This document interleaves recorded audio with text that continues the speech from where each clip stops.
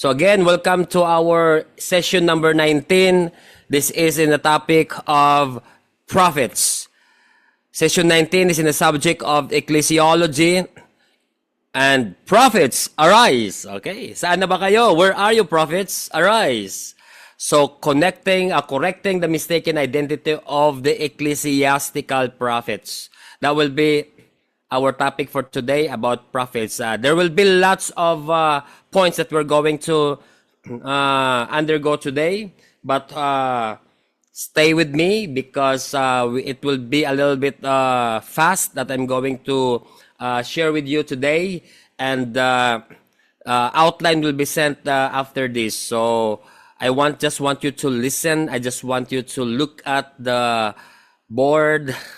Okay, look at this Zoom display, or what we call our PowerPoint, so that you can follow me.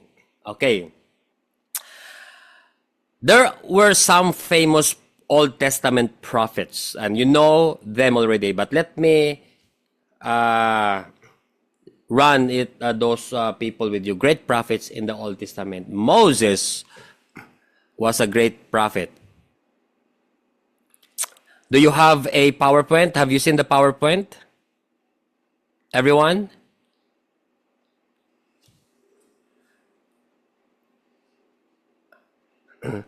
Thumbs up po if you have seen the PowerPoint. Okay, si Faith lang ang hindi po okay. Sige, so this is what we call one of the greatest prophets in the history of the humankind. Moses. Actually, for me, he was technically a king. Yan po. So, this is very important because Moses was not only doing the prophetic ministry, but he was also doing a kingly ministry po. Yan po si Moses. And to give you an idea of this, what we call the life of prophetic ministry of Moses, he was with what we call the signs and wonders. Yung signs and wonders po. And we are going to look at his life when God, delivered Israel, because this was one of the big events that was always mentioned along the way. All the kings in Israel's and all the prophets, and especially the apostles, they were talking about Moses. So that's why prophetic ministry is so common today, and even it's very what we call what we say technical when we talk about prophetic. Oh, do you perform signs and wonders? If so, then you should be in the prophetic ministry. You must be call yourself prophet. So those were lots of interpretation with regard to prophets. Samuel started to be prophetic as a young boy and transitioned from judges to kingdom, anointed David as the chosen king. And we know about his ministry. There are like three major events in his ministry. He was the one who were called as a prophet in his, childhood. It means that he was still a boy when God called him. And he was used by God to do the transition from judges, being king with the prophetic calling. Yan po ang mga judges. But they don't have a system. They don't have a king. And he was used by God for that transition, judges to kingdom. Kaya nga po after him, he anointed Saul to be the first king in Israel history. And he anointed David as God's chosen king. Next is Elijah. And Elijah performed great signs and wonders. And he was a prophet that was known as in the fathering ministry. It was Elijah. Why? Because Elisha called him father. During his when God, took Elijah by the chariots of fire, it was Elisha that called him father. You read at the end of the story of Elijah. He was a fathering type of prophet. He fathers those disciples. And Elisha was a prophet that got a double portion of anointing, became a son to Elisha. That's why the father and son relationship between the two, I use this one to teach many conferences with regard to their relationship. Why? Because it's perfect. This is the thing that I want to share with you. At first, they were student and teacher. When they first knew each other, and Elisha called Elijah rabbi, is a teacher. So it was not just automatically became a son or a father. They built the relationship, and during that time, at the middle of the book or the relationship as a teacher and student, it progressed into a mentor-disciple relationship. It means that Elisha learned the life of Elijah, adapted his life. That's why we, as a teacher, senior pastor, or leaders in the church, we need to teach people, to give them information. And as this person learned from you, he also needs to what? Learn about the way you decide, learn about the way you believe in things, the way you handle or reconcile people or counsel people. Bring them. These people, they need to see you performing fathering or leading people. In that way, they're going to learn from you, and that is discipleship. That's why discipleship is not throwing or giving information, but it's showing your life to your disciple. That's why a cup of coffee shared, you have a coffee time with your disciples. That's a big, part of discipleship, because you will be talking more about your life, the way you decide, and it's a time of rebuking, actually. Don't you know that when I asked personally to my disciples, like, hey, coffee tayo, alam na ng mga disciple niyan. They already knew that, ano kayang nagawa ko, Bishop Pearl? Magiging ano na sila. Alam na nila. They already know what it means kapag coffee tayo. Parang I'm craving for coffee right now. Naku, maghanda ka na kapag sabihin yun ni Bishop Pearl. Because during the time of coffee, doon lumalabas ang mga rebukes. So, kaya nga sabi ko, kapag coffee time, rocky in heaven, di ba? Falling down upon you, mountain on your head. Bato-bato sa langit ang matamaan, bukol. That will be during a coffee time. Nako, I have been attending sa sa kay Bishop Maffy na mga training po niya, mga Bible study. Rocky in heaven talaga. Falling down upon your head, a mountain, di ba? Bukol. But it's really good. Ako po, even many professors here, I also got some, mountains on my head. Di ba? It's really painful to be rebuked, but don't you know, it will make you mature. That's why Prophet Elisha got all of those rebukes, and even Elisha, corrected by Elijah, and there are many instances that ang kagandahan ng po kay Elisha, because he was ready during the time that Elijah taught him and mentored him. So this is very important, because after being a disciple-mentor relationship, they grow into a father and son. So this is a very good prophetic, mentoring. You need to mentor those people who have got or potential or called into a prophetic ministry.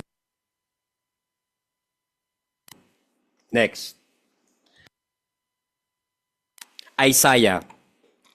I like Isaiah because of his prophetic for the coming Messiah. So he wrote, a very long prophetic book, and you could read lots of prophetic there, images after images, and in Isaiah you will understand Revelation.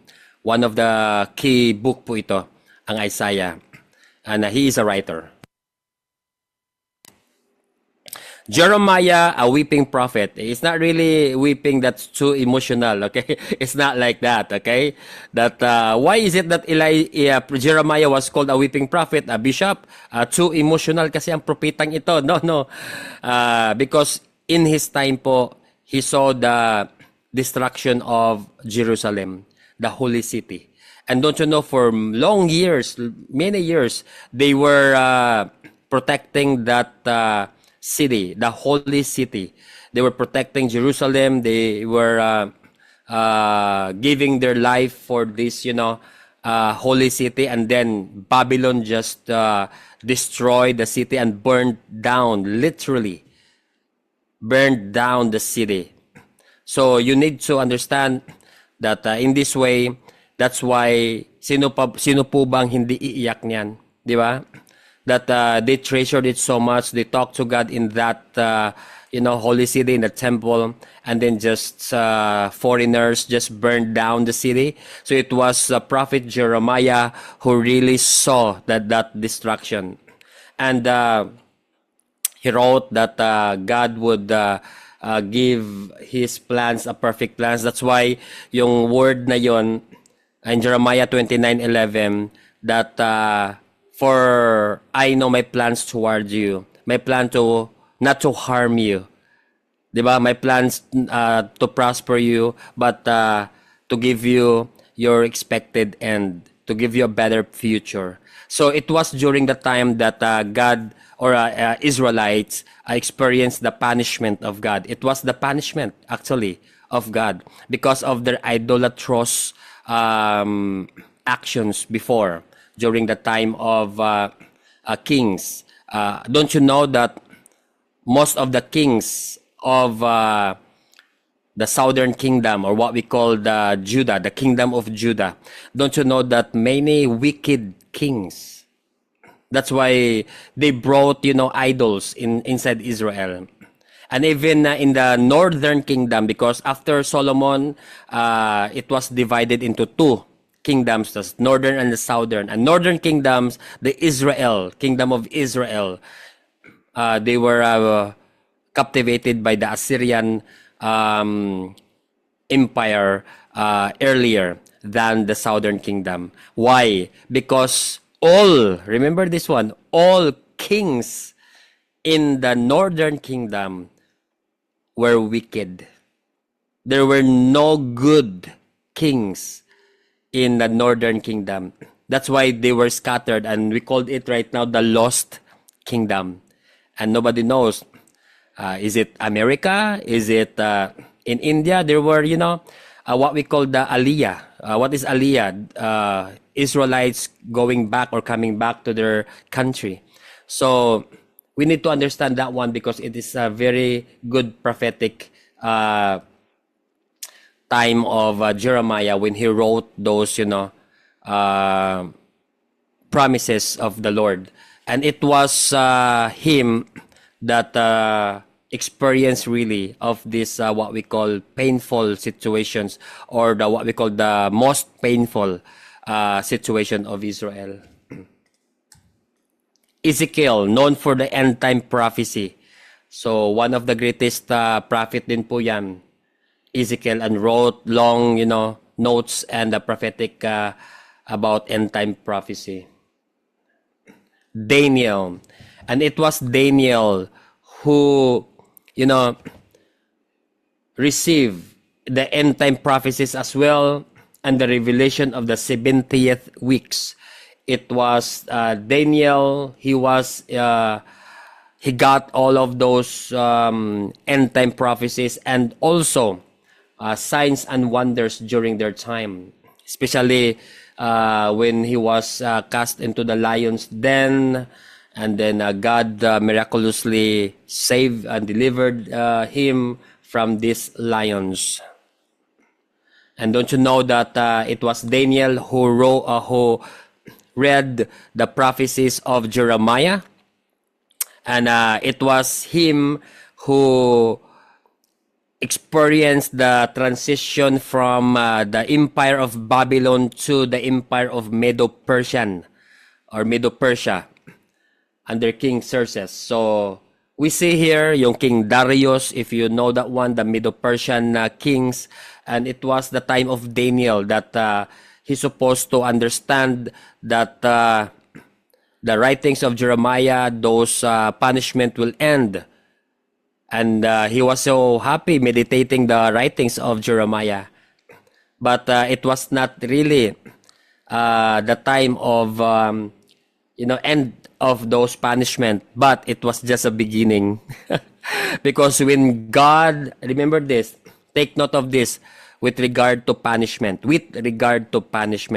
When God punished Israelites, one day is equivalent to 1,000 years.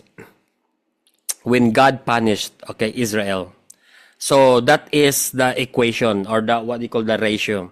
So when it is 70th week, that is 490 weeks, di ba?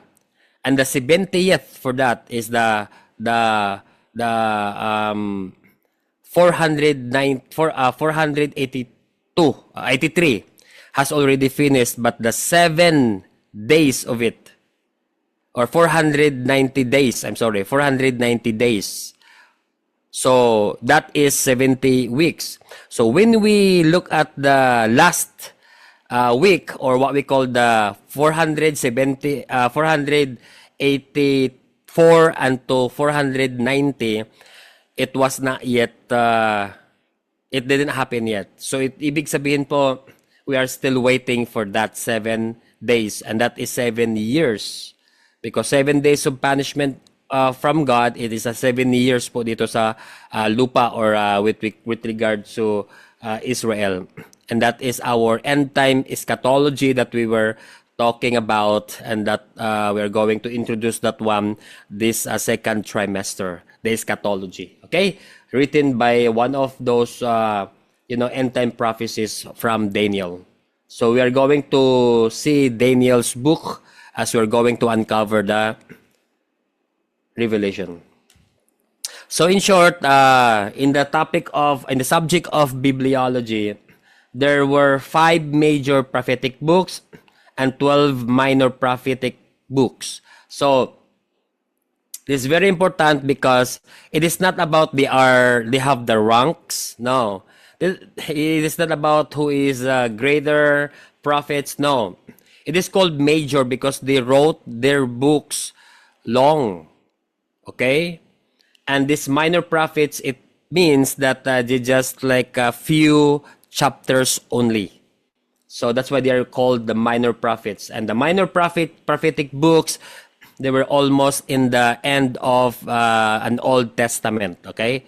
But these major prophetic books in the beginning, at the middle of the the Old Testament book, okay? So that's the reason why they were called a major prophet, because they wrote lots of chapters and long, writings. And minor prophets, minor in the sense that they just wrote a few chapters only. Okay.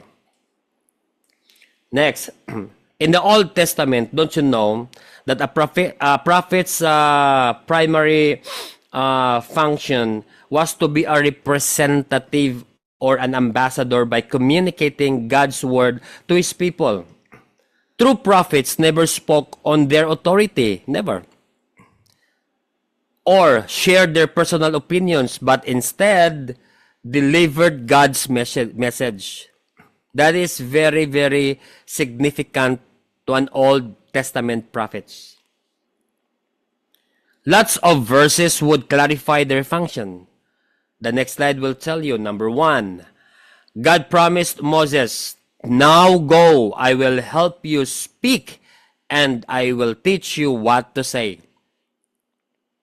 In Exodus chapter 4, verse 12, now therefore go, and I will be your mouth. I will teach you, and what you shall speak. It means that they are the spokesperson, the mouthpiece of God. They just deliver the message to Israelites. Especially the Old Testament prophets are for the Israel only. So in Deuteronomy chapter 18 verse 18, God assured Moses, I will raise up for my people a prophet like you, and I will put my words in his mouth. He will tell them everything I commanded them. In the Old Testament also, the Lord said to Jeremiah, I have put my words in your mouth. See, in Jeremiah chapter 1, verse 9. Then the Lord put out his hands and touched my mouth. See? If you're called into a prophetic ministry, don't you know that God will put his words in your mouth? Behold, I have put my words in your mouth. Even Ezekiel, God commissioned Ezekiel by saying, you shall speak my words to them, whether they hear or refuse to hear, for they are rebellious house. In this Ezekiel, a prophet Ezekiel, God commissioned him by putting the words on his mouth from God himself. That's why this time, beware of false prophets. In even Matthew chapter 7, verse 15, Jesus warned us for this end times, there will be a lot of false prophets. So, by the way, marami pong sa social media ngayon that they are calling this prophecy for sale. Send $1, then I will unlock a prophecy for you. That is very, very, what do you call this? Deceiving gestures of those, people. They might be real, the real prophets, but don't you know, there are many false prophets right now that are existing.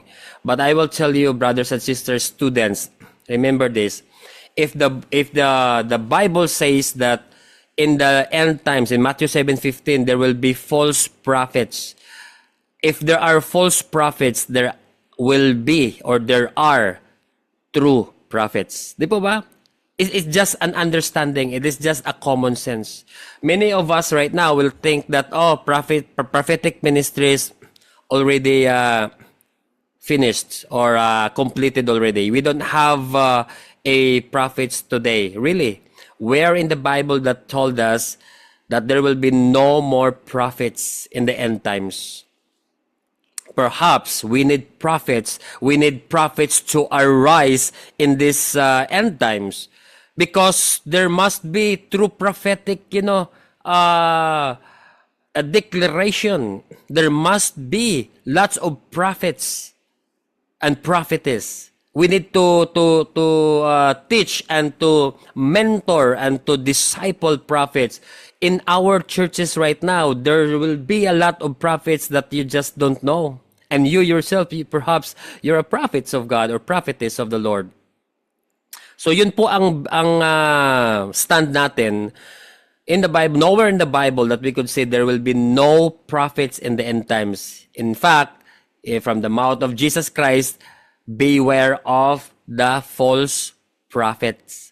So if there are false prophets, there are also true prophets. Next. So, wag po kayong maniwala agad-agad. Nagbibigay naman kayo ng dollars. Nako, sa Pilipinas po, there are like prophets, they call themselves prophets, performing miracles, healings, and then at the end of the day, they will be asking money to give. And example, give 1,000 of peso or give $1, and then you're going to experience this week miracles. What is that, right? Very clear symptoms of sickness. I called it a sickness, spiritual sickness. Disease po yan. Careful, because that is contagious ba yan, Bishop Mavi? It might be contagious. Why? Because it's the work of the evil ones, the spirit of darkness, to deceive people. And when you are in need, you might use your calling to deceive people, di ba? It's ano po, it's very deceiving and a wicked way of doing that. Like, yes, let's say that you are called in the prophetic ministry. God will put words in your mouth to declare His, promises and love to the people, and you're building up the people. But you are taking the advantage to that. You are using that gift that's supposed to be free to all. You're using that gift to what? Take advantage from the people, to the people, like, hey, give your money. And when they felt, that healing, when they felt good, when they are right now receiving the word from the Lord, that might be a word of knowledge, that might be a word of wisdom. And then you allow them to pay you. Well, in fact, love gift is good, but don't force them to give. Like it would exchange to your, prophetic ministry. No, that is deceiving. So beware of those people. But false prophets here in the Bible, specific po yan, that they are no longer declaring that Jesus is the Messiah, that Jesus is the Christ. So these false prophets will tell you that there's another way of salvation, and that's wrong. And they're going to tell you that Jesus is not the Christ. And those prophets, the false prophets, will eventually lift up themselves or promote themselves instead of Jesus Christ. And remember this one, that these false prophets will deteriorate the true doctrine of Jesus Christ. I don't know if you are watching, I know many of you are not fan of social media, but there was a person that I heard in TikTok, in Reels, that he said that Yahweh is the name of a devil. And he said that I think Garcia, it was Garcia like that, I want to expose him because it's really wrong. It's a false doctrine that that fruit in the Garden of Eden, it was not really a literal fruit, but it was a what we call about a sexual gesture. It was Adam and Eve having that intimate relationship, and because of that, that is what they call eating the fruit. And he said that Yahweh, the name Yahweh, is the name of is not the name of God. Yeah, Rolando Garcia. Thank you so much, Dayam. Rolando Garcia. Careful for that, because as far as I know, before he was teaching a sound doctrine, but now I am really not sure of his point. It might be, a phrase or a declaration that really matters to me right now. It was in the unification teaching. If you're familiar with the South African Moonist, mga Moonist, have you heard about the mass wedding? Di ba? Mass wedding in South Korea, that many, single women na pupunta po doon sa South Korea for match wedding ba yon? Yes po, Bishop Joey. Sure po ako, hindi po si Bishop Joey yon. Garcia. Okay. Kasi pareho ng apelyido Garcia eh. Sorry, Professor Bishop Joey. Hindi po kamag-anak ni Bishop Joey na professor natin na Garcia. Kiniklear ko lang po. Natatawa si Bishop Joey. Okay.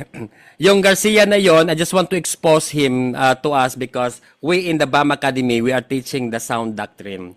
And perhaps these people, you might be, listening to him, it's wrong. It's totally number one wrong. May mga Marcionism. May mga moonist po ang tawag dyan. Si Father Moon. It was a 5 days training po. Naka-join po ako dyan. I have attended their conference, and it was totally an alteration of the biblical doctrine. Jesus Christ has arrived already. The second coming has already has already come. Ibig sabihin, it's very wrong to say that Jesus Christ has come because Israel now is unstable.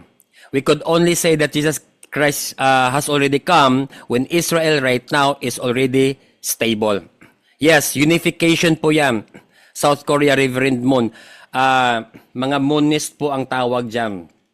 So, careful po because this Garcia that has been, very famous now in Reels, in Facebook and social media, is doing an alteration of the sound doctrine. Be careful for that. Ang Yahweh, sabi niya, ang Yahweh is not the name of God. Okay? Is the name of evil. So, wow. Careful for that. Okay? So that's why there are many right now are called false prophets because there will be an alteration of lots of, prophetic declaration. Old Testament prophets and Old Testament and New Testament prophets. Their difference is the audience, of course. Number one po, the differences of Old Testament and New Testament prophets, the audience. From the Old Testament, the audience is for or are all Israelites. But the New Testament prophets are the church. We, the people in the church. We are the audience for these New Testament prophets. Old Testament is a spokesperson of God and a lone ranger. Single ministry lang po yung prophetic ministry po ng mga Old Testament prophets. But the New Testament prophets are a part of the Christ body. Okay? You cannot stand alone. You cannot just say, oh, I don't need a pastor. No. Prophets, listen to me. You must subject yourself to a senior pastor unless you are. Because we will work as one body of Christ. But they have their similarities. They are both called prophets or prophetess. Even in the Old Testament, Deborah was a female, a prophetess or a judge. Both prophets and a kingly function. In the Old and New Testament prophets, similarities nila, they both receive revelations and visions. And they both bring the message of God to His people. Okay, medyo mabilisan tayo konti. In 1 Corinthians chapter 13, the prophecies continue until Jesus returns. Clear po ito that prophetic ministry has not been canceled or removed the function because until Jesus Christ returns in the second advent of Jesus Christ. So until this point of time, we need to let the prophets arise. We need to teach them eschatology, the sound doctrine. That's why kami po ni Bishop Maffy, Reverend Danny, Bishop Joey, we are all, giving a sound doctrine that we could. So that to help you guys, identifying which one is sound, which one is really deteriorated doctrines. The prophecies will continue until Jesus returns. And don't be fooled by this, false prophet. In the Old Testament prophets, their authority direct from God's revelation. When God told them, when God showed them, then they are going to do that. And the New Testament prophets must submit themselves to the apostolic office as a part of the body of Christ. Kaya po, pag may mga prophets ngayon, and you ask them, who is your senior pastor? Which church are you from? I don't have a church. I don't have a pastor. Who mentored you? Myself. Wow. Don't believe that prophets. Walang nagme-mentor? No. Like Paul, he might tell you, Paul, encountered Jesus in Damascus. And then, he was already called in the apostolic ministry.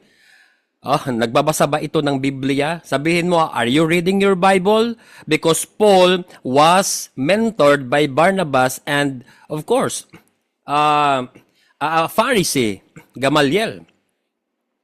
We need to understand that there must be someone that will be sharing with you, especially the prophetic, declaration of this end time events.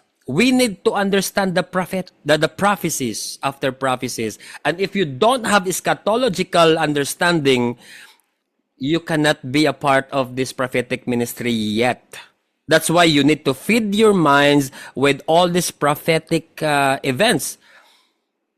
If you are not yet, acquainted with this, you can ask the BAM Academy staff, and there are, eschatological teachings of Bishop Maffei, myself, and some of the professors that will feed you, especially last trimesters, kayo po. You could ask the recordings and try to review all of the eschatology, especially when you are called in this prophetic, because you need to know those events and understand those, because you need to work with the body of Christ as a New Testament prophets. Submit yourself to your senior pastor. Bigla kang naging prophet, nakakita ka ng aswang, bigla kang naging propeta. Ano ba yan? Natatawa talaga ako. I'm sorry. I'm laughing right now. Why? May isang pastor na niwala naman. Pastor, oh, what happened to you? I saw a white lady. Wow, you have got an anointing of a prophet. Let's call Bishop Harl and anoint you as a prophet. Oh, really? Baka kulang ng tulog yun. Di ba? Nakakita lang ng puti kasi gusto nang matulog. Hello? Not even when you discern spirits, not even that discernment will make you a prophet. Not even when you pray someone and they are healed, now you are a prophet. Wrong. Because that is a spiritual gift. It's not a ministerial gift. Later on, I'm going to share with you to identify or differentiate the ministerial gift to a what we call spiritual gift. Hindi agad-agad propeta ka. Bishop, napanaginipan kita, Bishop. O anong panaginip mo? Ano daw? May milyon ka daw. Baka propeta ka nga. One-sided si Bishop pag ganon. Hindi. Sorry, wrong yun, wrong. Hindi agad-agad, prophet agad. Kapag benepisya, di ba? Maka-benefit ka. O parang positive to sa akin na. O propeta ka na ha. Sige, dreams. About that. Pag negative naman, false prophet ka, false prophet. Ha? Pinipili mo lang yung propeta mo. Remember David, di ba? He was corrected by Nathan. Tinanggap niya ang rebuke na yon. Remember that? It's not for him, it's against him. See? But David was so humble enough. That's why he was called a man after God's own heart. Because he was so humble, very humble person to receive the rebukes. Tayo, pag good things, I see you very prosperous in the future. Wow, you're a prophet of God. I believe in you. Pag sabihin, nagkasala ka kahapon, false prophet ka. No, don't be like that. Because you cannot choose God's words for you. Remember that. Either it would be rebukes, either it would be good for you.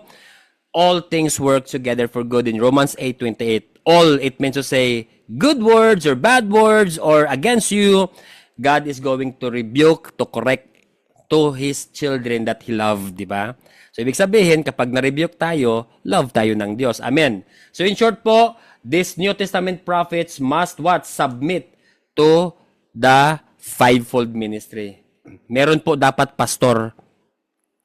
May pumunta sa iyo at traveling prophets, and then you are asking them, Prophet, ganito, from which church you are from? I don't have a church. Sorry, find a church first before I accept you as a prophet. Totoo po yan. Baka ibang doktrinang dala nito, mahawaan pa kayo. Hello? So, you must make sure that this, so-called prophets, they have someone to be subject for. Like, for example, their pastor, their senior ministers, they must be accountable for a certain group. Kasi pag walang accountability, that is very dangerous for us to accept this person. Nangyari na po yan sa Leyte. Okay, we have our friends there in in Visayas area. And he said, Bishop, may dumating dito, Bishop. Anong nangyari? Tinanggap namin, Bishop. We receive him as a prophet. I mean, in the prophetic ministry. Yeah, they perform, this evangelistic crusade, like prophetic gestures. And what happened? They don't have a church bishop hall. Oh, really? What happened? And they are correcting each one of the people there. They are just like this, and they are straightforward to rebuke everyone and to condemn people like you are sinning, you are like this. Oh, really? Ask them who were their mentors, who their mentors were.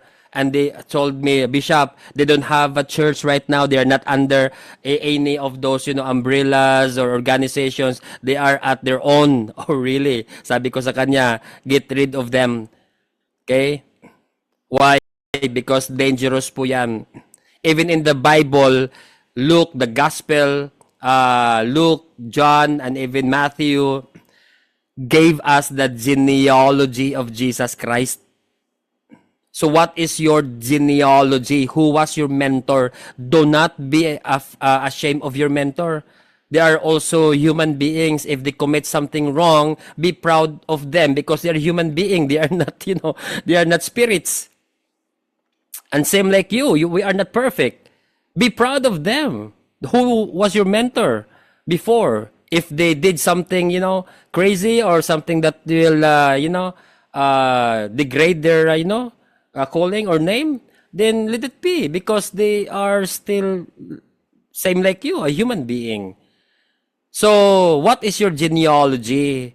Who was your mentor or were your mentors or your pastors? And tell the people. And that is good to know na malalaman ng mga tao saan nanggaling ang teaching mo.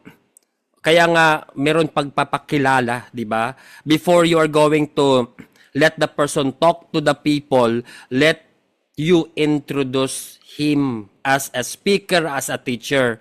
That is why I'm always keeping you, acquainting you about my genealogy, where did I come from, what school did I finish, and the mga degrees, mga achievement ko, who gave that, gift or awards, my pastors, my whereabouts. Why? Because you need to know the person whom you are listening to. You need to understand the person's, genealogy. Do not just accept, pogi ang taong ito. Nako, delikado po yan kapag pogi ang pagbabasihan. Di ba? Pastor RG? Oo. Hello po dyan sa Cebu, Pastor RG Montecalvo. You just don't know that ang kapugihan po natin, deceiving po yan. Di ba? Yung pogi points. At saka, smile lang, kukunin mo ng speaker. Don't be. Because there are many false prophets right now. Your church might be victimized by their, plan and platform. So they themselves must submit to the apostolic office. And the apostolic office is mga senior pastor po yan. Mga senior pastor, if you are receiving revelations from God, you are in the apostolic ministry. You must be called in the apostolic function. If you don't want to be called apostolic, kasi pastor lang ngayon ang common and is famous, then okay, we will call you a senior pastor, but you are in the apostolic function. You receive the vision or the revelation from God. Old Testament, God's people were called servants. But the New Testament, we are called His children. Di ba maganda to? But Paul declared that I am a bond servant, a slave of Jesus Christ. Okay naman yung declaration ni Paul. There's no problem with that. But the good thing is that he called us his children. He called us in this family where we need to belong. And, we are not only used by God as a masterpiece, dyan sa Ephesians chapter 2, verse 10, that you are a masterpiece or a master work or workmanship of Jesus Christ. But remember, God is not only using you for His purpose, but He is calling you His children. So we are so privileged in this New Testament writings of Paul that we are His children. So we have an Abba Father. Amen?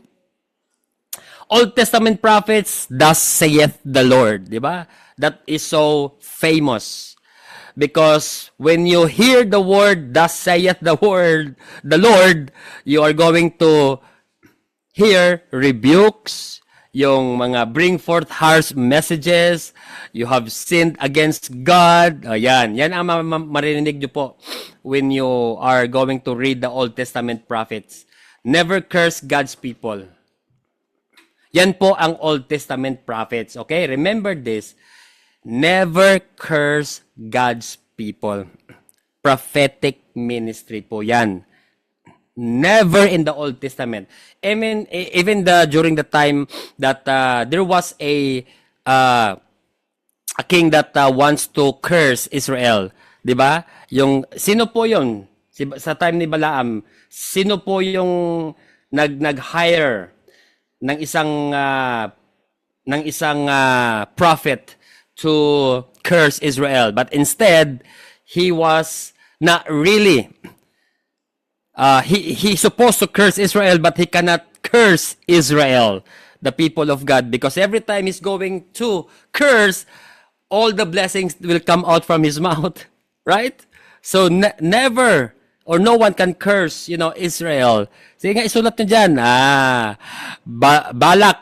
Sabi ng isa, si Balak Bishop Harl. Oh, kasi may masamang balak. Ito talaga mga estudyante ko. Oh, si Balak daw kasi may masamang balak. Okay. And what was the name of that prophet? Sige nga. Ito talaga mga estudyante ko, mga bright, super bright ito, Bishop Mapping, estudyante natin. Okay. Si Balak kasi may masamang balak. Oh. Sino ang prophet? Balaan? Alam mo yung Balaan? Sa Tagalog yun, holy. M pala yun, Balaam, hindi Balaan. Okay, si Balaam, Prophet Balaam. Alam niyo po, he was hired to curse Israel because never in his mouth when he prophesied, it happened. So, Balak called the attention of Balaam to curse Israel. But whenever he's going to open his mouth, blessings will just, cast to the land of Israel. So, in the Old Testament prophets, you cannot curse. But why is it that there are lots of, people right now, even in this, present times, they call themselves prophets, but they are cursing even their own or their co-Christian, even in the family of God, cursing against each other. Hello? Again, bato-bato sa langit ang matamaan, bukol. Magbago, mag-born again na po kayo, ha? Yung bishop, hindi ako prophet, nakalusot ka pa. Hindi ka nga prophet, o ano ka, Christian. Worse, hindi ka nga prophet, tapos nag-curse ka pa ng Christian. Never ever curse a Christian in the family of God. Okay? Just shut your mouth up, please. Because it's very dangerous for you to curse, especially a pastor. Especially those people who labor in the Word of God. Because the word that the word that you use to curse that pastor or to curse that certain person that you just don't like them or that just don't like him, it will bounce back to you. Bakit po? Dahil po, covered po ang mga lingkod ng Panginoon ng blood of Jesus Christ. It will bounce back to you. Totoo po yan. Babalik sa'yo yan. May mga demonology teaching po tayo dyan. Yung mga familiar spirit. Di ba? Yung mga divination, when you are cursing that, especially if you are Christian, your spirit is active, your spirit is working. And whatever you say, because life and death is in the power of your tongue. And when you speak death, there will be lots of what we call spirit of divination ang tawag dyan. In the Ephesians chapter 6, meron po dyan yung spiritual wickedness. We are wrestling not against, for we wrestle not against flesh and blood, but by, ang last po noon ay spiritual wickedness. And the spiritual wickedness, part of those spiritual wickedness, may mga witchcraft, there will be familiar spirits, religious spirit, and one of those is the spirit of divination. And that spirit of divination, from the word divinate. When you curse someone, they are just waiting from your words. And when you are a Christian and when you curse somebody, they will what? Empower your words. So you empowered evil. You empowered demons, actually, when you curse somebody. And what happened for that? Oh, good. If that person is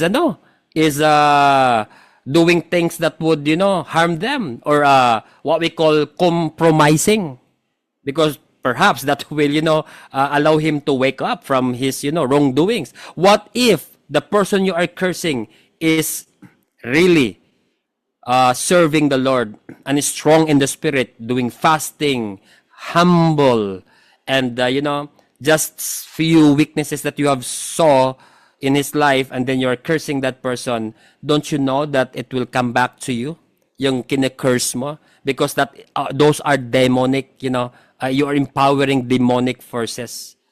That's why negative words must not come from the mouth of the what? People in the light, people in the kingdom of the light.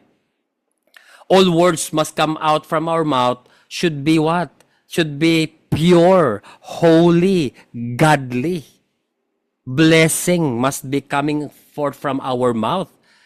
We are not judged according to what we eat. We are judged according to what we say. Di po ba?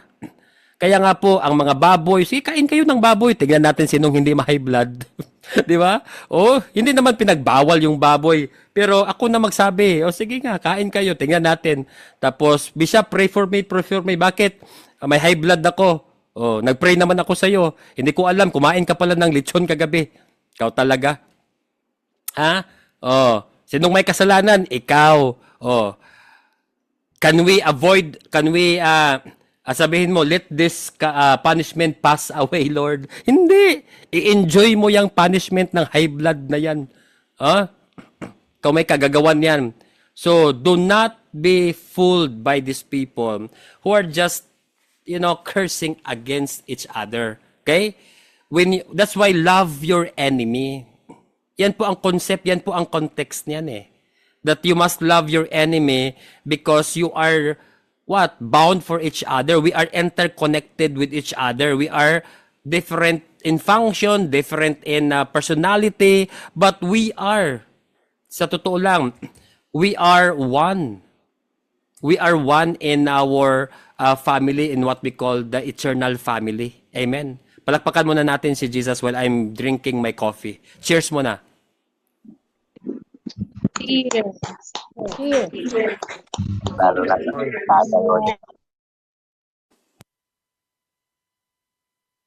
Amen, amen. Okay, so no cursing. Amin po ba? Promise, no cursing. Okay? Iba akong magsasalita kasi kukunin ko talaga yung promise. Promise. Promises are made to be. Ay, kayo nang nagsabi niyan na. Tingnan natin. Okay. Wag niyo akong sindan ng Bishop. High blood ako, Bishop. Alam ko na. Lechon na naman yan. Lechon. Thanksgiving kasi. Okay. So, the difference between bringing forth a prophetic word and the prophetic ministry, okay? So, there are differences of this mga kapatid. And we need to understand many of this explanation with regard to bringing forth a prophetic word and a prophetic ministry. In the Old Testament, they are bringing forth, they are declarative type of prophets. They declare the word of God to the Israel. Either it's a blessing or it's a curse, then, or I mean, it's a punishment, but God is going to what? Put His words to the mouth of the prophet to what? Bring forth that word. But in the New Testament, we are called ministry, prophetic ministry. Why? Because from the word minister. Why ministry? Why are we using ministry here?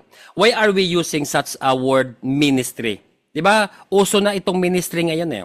Why? Because in the Bible it says that whoever wants to be great in his kingdom shall be a minister of all, or shall be a servant of all. Ibig sabihin, we are more on serving. That's why we are called a servant leader.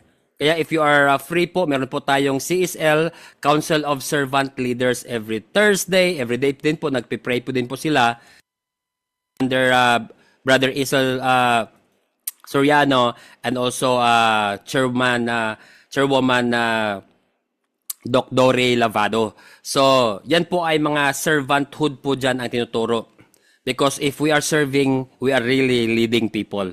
The more that you're serving, the more that you are leading them to Christ. Praying for them, it means that you are serving them and you are leading them to Christ. And that's true leadership when you serve. So, ministry po ngayon, you cannot find a ministry wherein a minister is a boss. No, there's no boss here. We are all servants. Kaya nga po in this world, yes, it's good to have this title na Archbishop, Bishop, Pastor, Reverend, Prophet, o ano pa dyan, mga general, or whatever you can tell, teacher, evangelist. It's good to identify. But out from this, title, you must be a servant. Ibig sabihin, God has given you that title to serve more. The more that you are going up to that, calling, the more that you are serving. So yan po ang ating barometer. Yan po ating measurement of leadership. So if you are a leader, you must be serving. Okay?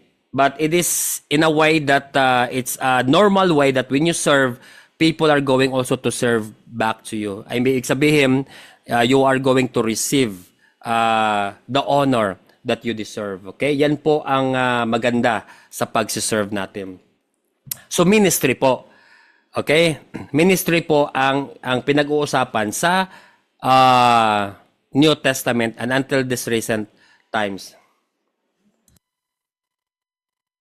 Number one, in the New Testament prophets, there were few, significant prophets. And of course, our great prophet, Jesus Christ, is greater than Moses. Don't you know that Moses was called a prophet? Here, we are told that for Jesus, in Hebrews chapter 3, verse 3, for Jesus has been counted worthy of more glory than Moses. As much more glory as the builder of the house has more honor than the house itself. See, if you're going to look at here that even Jesus Christ is greater than Moses, ang ibig pong sabihin yan, ang calling ng pagka-prophet. The context of this is not greater about works because Moses did lots of signs and miracles and wonders than Jesus Christ. Okay? But it's not about who did lots of, signs and miracles and wonders. It's about who was really greater with regard to a ministry of serving. And that is Jesus Christ. Why? Because never in the Bible that Jesus Christ disobeyed God. But Moses, di ba? Because of his temper, he was so angry, di ba? Parang kaya nga yung panahon na yon, that's the reason why he didn't able to enter Canaan because of his temper, because of his out of controlled self. So it was a glory. And this glory, the context of this glory is in the prophetic, ministry.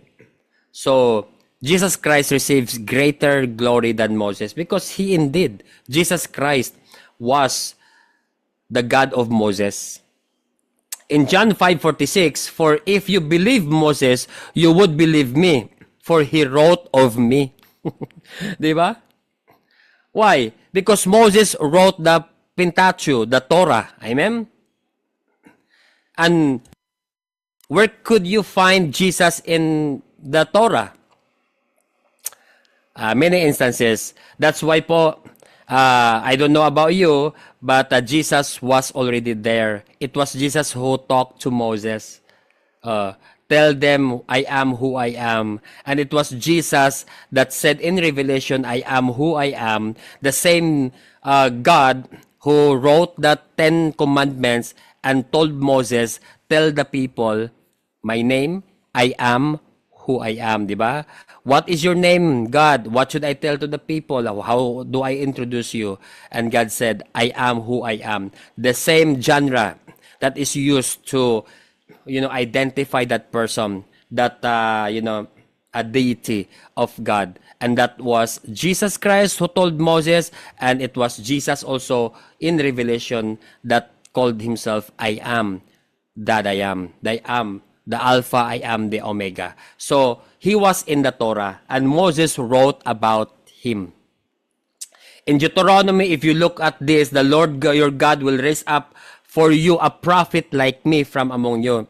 It was Moses also who wrote and who prophesied that there will be a prophet like me.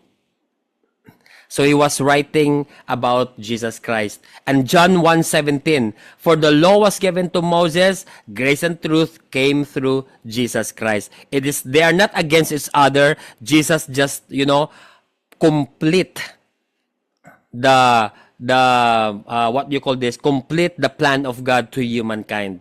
It's not about, condemning people, because the law will really condemn you if you're not doing it. But because of the grace and truth came from Jesus Christ, it completed the law.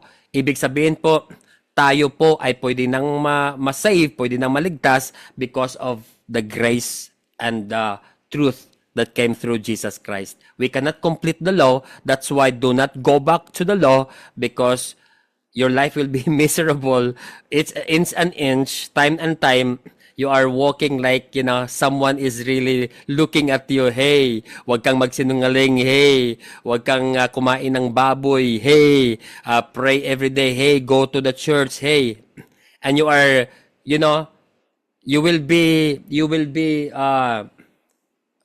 stressful in this way because nobody could really complete the law.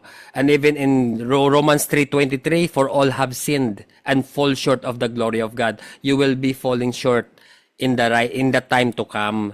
Nobody completed the law. It is not that I disagree with the law. No, I agree with the law, and I know the law is sacred and the law is holy. But do not make the law as your way to salvation. That's wrong. Okay? That's wrong. That's very wrong. And we are teaching our children, oh, please go to the church, because if you don't go to the church, you will go to hell. What kind of teaching was that?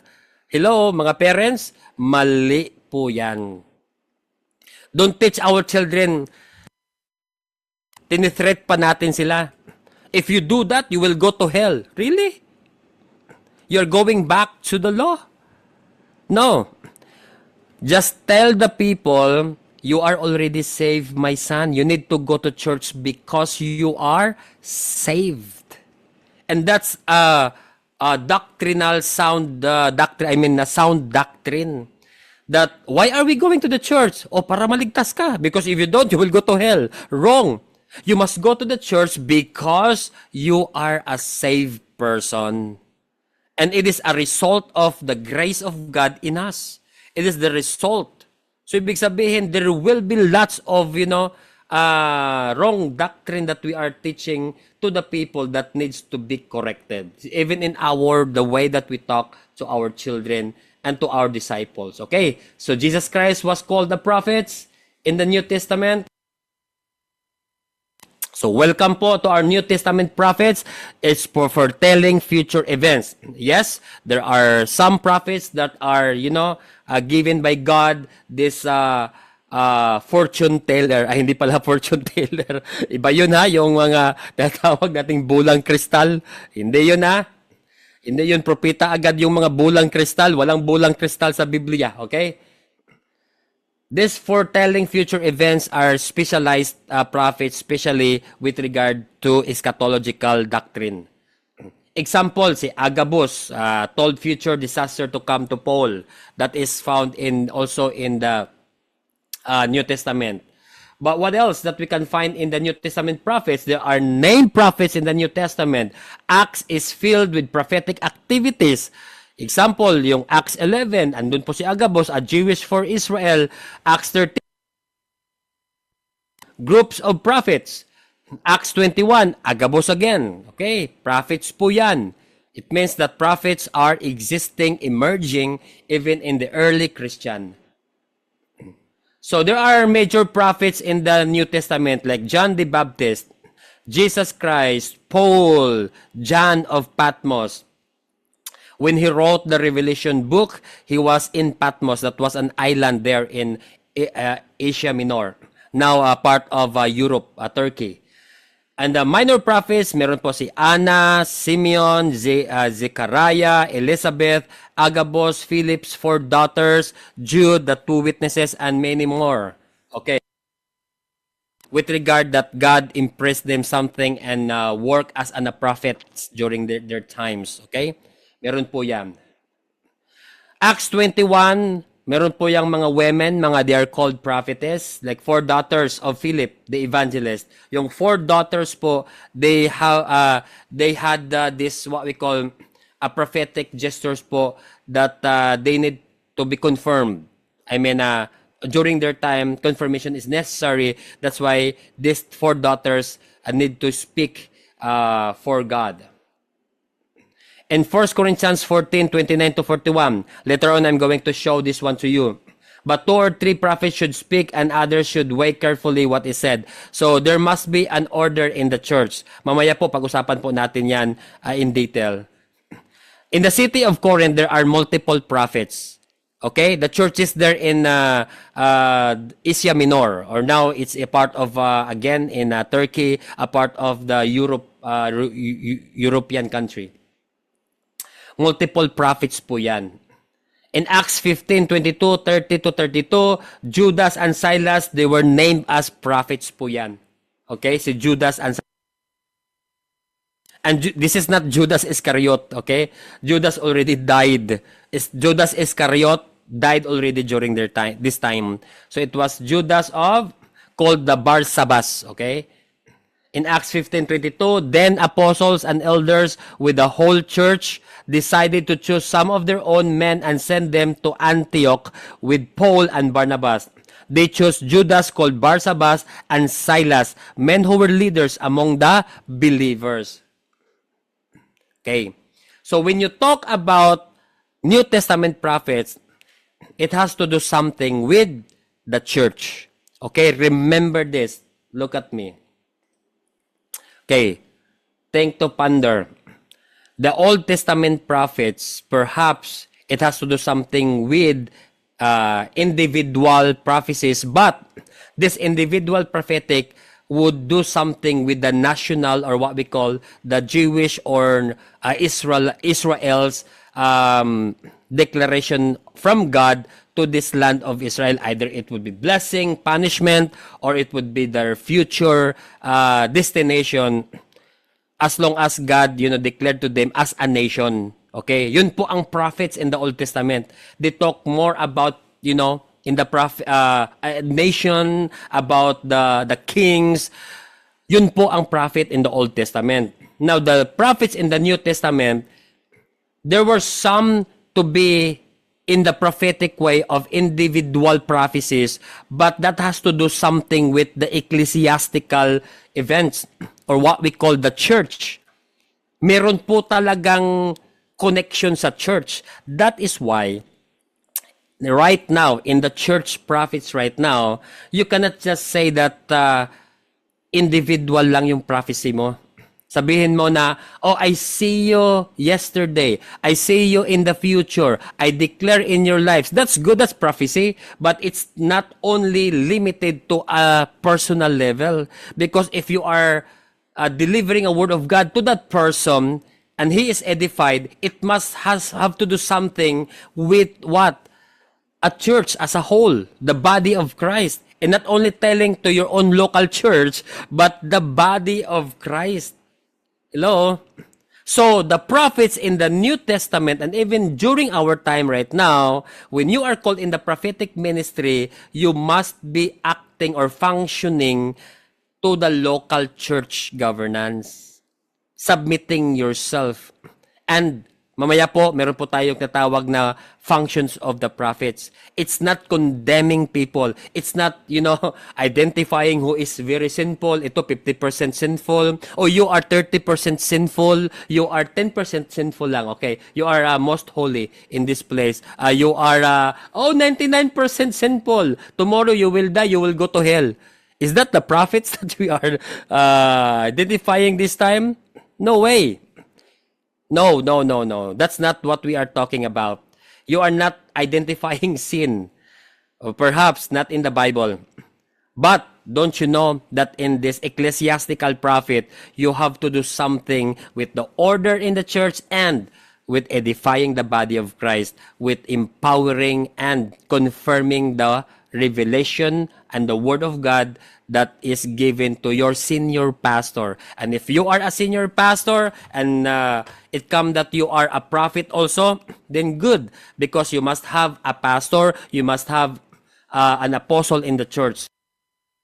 But purely or surely, if you are called in the senior pastoring, you are automatically be in the apostolic ministry. Yan po ang understanding ko, because you are a senior pastor, receive the revelation from the Lord, and you must have prophets inside or beside you. And usually a prophetic ministry are functioned by this what we call our wives, di ba? Mga asawa, mga husband, if you are a senior pastor woman. But you do not be a Holy Spirit, mga asawa. Usually, instead of become a prophet, you become the Holy Spirit. Sabi ng senior pastor, let us do this because God has told me that we need to plant a church there. Sasabihin ng asawa, no, wala tayong pera. We don't have money. Meron ka ba dyan? Huwag kang ano-ano dyan. Aawayin pa tayo. Hello, mga asawa, don't be a Holy Spirit. You are a prophetess. Okay? You could function in the prophetic way. How? To build up what the revelation of God has given to the senior pastor.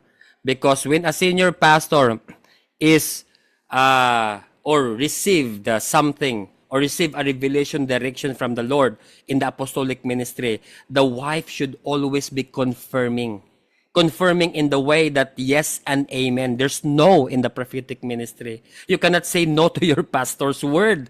If the pastor received that, we need to fast 7 days. Sabihin ng kasi may parang 80% nagkasala kayo ngayon we need to fast. Totoo ba yung 80% na yan? Walang 80% nagkasala, kayo talaga. There is no perfect church. Hello. Tawang-tawa kami ni Bishop Maffei. Walang perfect church, ha? Mga estudyante, if you think that there's a perfect church, okay, tell me, I will go there. Why? Because church will be so beautiful if we accept each other's weaknesses. Not to the point that you will be abused, but to the point that you will pray for each other. To the point that you are going to build up one another. And that is perfect for me. The church that are accepting your weaknesses and pray for each other instead of destroying one another. Amen. Because if we pray one another, if we love one another, we're showing love by praying to them, by counseling them, and be with them, empathizing their situation, whatever their situation would be, negative or positive. We will be there in their celebration. We will be there in their, grievances or whatever they're experiencing on that moment, then we are showing ourselves as a disciple of Jesus Christ. This is how we show that people are going to be identified, that we will be identified by the people, outsiders or believers, that we are Jesus Christ disciple because we love one another. Amen po ba? Sa lahat ng mga nag-agree sa akin, amen po dyan. Amen and amen. Amen. Amen, amen. Sorry po sa mga nag-headset. Okay. So clear tayo doon. Mga asawa, wives, you are a prophetess. You are not a Holy Spirit. Okay, next. A New Testament, Acts 15:30-32, apostolic prophets. There are prophets who are traveling, who are missionary, who are starting new grounds, who are breaking new grounds, and they're called the apostolic prophets. Tingnan nyo lang po ito, si Judas and Silas. They themselves were prophets, said so much encourage and strengthen the believers. So they're doing the apostolic and prophetic ministry. They're traveling and they are what? Delivering letters, delivering the word of God or the word from churches to churches. They are called apostolic prophets, okay? That they are missionary, they are traveling prophets. New Testament prophets in 1 Timothy chapter 4 verse 14, prophets were present when Timothy was ordained. Clear po yan that we do not neglect your gift which was given to you by prophecy when the body of elders laid their hands on you. And it has to do something with prophetic ministry. There are 11 named prophets in the New Testament, including the groups of prophets. Okay, 11 po ang named prophets. So, existing po talaga ang prophets, even after Christ's death. So, we call it the ecclesiastical prophets. Ecclesiastical, ibig sabihin, ecclesiology, or what we call the church prophets, okay? So, ecclesiastical prophets, ecclesia, prophets, in ecclesiology, ecclesia, Jesus Christ described this as the body of Christ.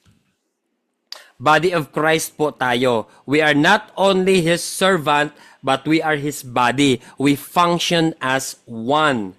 So, ibig pong sabihin, if we are going to do this church function in the prophetic ministry, we need to work as one body. There is no one-man band. There is no lone ranger this church age or time. Perhaps in the Old Testament was, but during this time, you need to work with each other. So, you need to what? Not to isolate yourself, but you need to coordinate and cooperate. Hello? Bishop, I am shy. I don't know what to say. I am shy. I am ashamed. No. Overcome that shyness. Even in evangelism, there is what we call in Romans 1:16, for I am not ashamed of the gospel. Why are you ashamed of the gospel? You should not be. Why? Because we are Christ's body. We need to be bold in delivering God's word. May sabi nga, Bishop, nahihiya ako mag-preach, Bishop, mga 2 minutes lang, 1 minute. Nahihiya ka dyan, 30 minutes na, andyan ka pa. Hello? Di ba? Yung mga drama-drama sa buhay. Payahiya, 1 hour na, andyan pa eh. Bishop, Pastor, wag na akong tawagin, Pastor. Nahihiya ako, Pastor. I am ashamed. Oh, really? Oh, because I don't know what to say. Yung introduction pa lang niya, 30 minutes na. Hello? May potential ka talaga. Sinong bukol dito, di ba? Mga pastor, alam natin, alam ka na nakin. Sa Bisaya pa yan. Tagalog, Bisaya. Padrama-drama pa, ayaw ko, hindi ko marunong. Uy, matagal ka na, 15 minutes ka na nagsasalita dyan. Sabi mo, 2 minutes lang. Oh, walang mga makakapal yung mukha ng mga Christian. Drama lang yung 2 minutes mo. 1 hour na pala. Sobra pa ka eh. Okay. The ecclesiastical prophets, there are 3 types of functions that you're going to be. For example, if you are traveling prophets, of course, if you're traveling, you must deliver God's word, building up, the body of Christ. Local church prophets, you are called in that local church. Kaya nga po, some of you will focus on your local churches, hindi ka nagta-travel, kundi every Sunday you are preparing the word of God to the people. You are going to empower them, you're going to ask God's word to build them up. And then lastly, the apostolic prophet. Yung traveling prophets, you are going to churches. Pero yung apostolic prophets, you are really going to a new places where God wants you to go. For example, there will be new grounds that you're going to put up another ministry or evangelism. You are a prophet that will, be with the apostles, that will teach leaders, or that will be with evangelists that will perform signs and wonders. So, you are in the apostolic prophets ang tawag dyan. Okay? So, yung number 1 and number 3, perhaps some of you might be confused. Traveling could be also apostolic because apostolic should be traveling. But not all traveling are apostolic. Some of those traveling prophets are only, going to the church to declare God's word. Okay? But not really to break a new grounds like an apostolic prophets. Okay? So, the scope of the function or their works magdi-differ dito.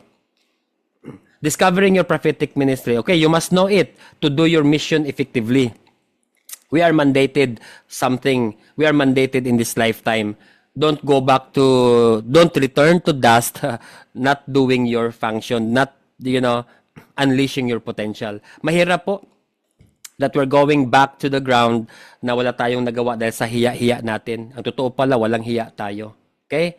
Sorry, that is in a positive way, ha? Walang hiya para kay Kristo. Okay? Walang hiya-hiya. Oh. Baka gamitin niyo yung word na si Bishop Harlow, nagmura. Hindi ha, hindi ako nagmumura ha. O, kayo mga walang hiya. O, kay Kristo sa pag-share ng word of God. Kayo talaga. Okay, how to discover your office in the ministry. Naturo ko na ito.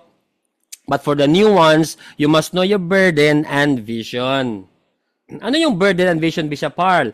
Burden, number 1.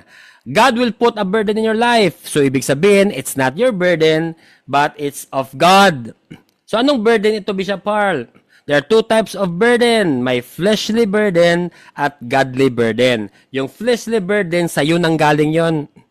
Parang sa puso ko. Ano ba talagang sa puso mo? Sa puso ko, yung mahalin siya. Yan talaga mga fleshly burden.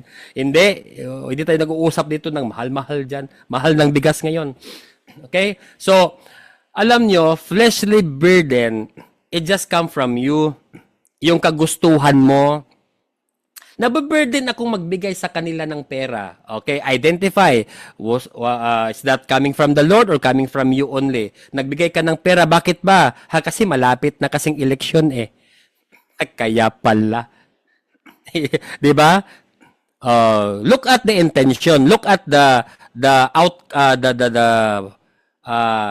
vision outcome of your giving or doing. Baka fleshly burden yan.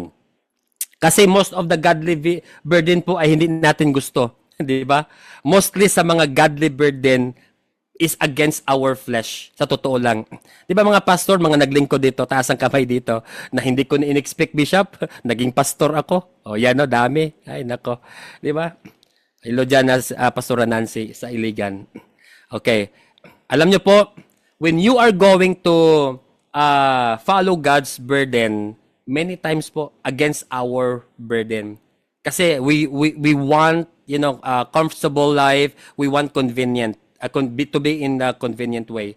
But don't you know that most of the time when God called you, it should be the benefits of the recipient, not from you, not for you. And then, ito po mga burden dito. When God has called the prophets, these are some of those, burden that has given to the prophets, especially in the Old Testament. Isaiah 13:1, the burden of Babylon. Isaiah 14:28, burden. Meron pong mga burden dyan sa Isaiah 15:1, the burden of Moab. In Isaiah 17:1, the burden of Damascus, the burden of Egypt, and so on and so forth. Diba? Don't worry, ibibigay ko po ito sa inyo na outline. Isaiah 21:11, the burden of Doma, the burden upon Arabia, the burden of Valley of Vision, di ba? The burden of Tyre, the burden of the beast of the south into the land of trouble and anguish. The burden of the Lord, thou shalt, di ba? Ito po mga burden na ito, especially kay Jeremiah, kay Ezekiel, this burden concerneth the prince in Jerusalem. Nahum 1:1, the burden of Nineveh, di ba? God will put a burden in you for you to function in the ministry. Habakkuk 1:1, the burden which Habakkuk the prophet did see, di ba? The burden of the word of the Lord in Zechariah, the burden of the word of the Lord in Malachi, the burden of the word of the Lord. See? So there always be a burden. So itong burden po, you will see which function that you are now functioning. For example, you are in the prophetic ministry. Ano pong binigay na burden sa iyo ng Panginoon? And that burden must come from the Lord. God has a burden in my life. So, if you are in the prophetic, if your burden is to build up people, if your burden is to empower leaders, if your burden is to edify, is to exhort people, especially to confirm the word of God, to be in the edification ministry, to be in the comforting ministry, to be in the exhorting ministry, to build up the people, to prepare the hearts of the people, then you are in the prophetic ministry. If you have got that burden. Okay? Pastors, you need to identify this one so that people in our church, they are going to be in the prophetic ministry. Pag may burden po silang mag-empower ng tao, mag-prepare the hearts of the people, then they will be in the prophetic office. Number 2 is vision. You could discover that this person in our church has a prophetic ministry or a prophet or prophetess because God will put vision in their lives.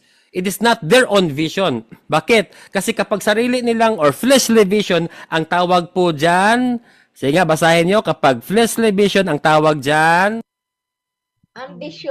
Ambition.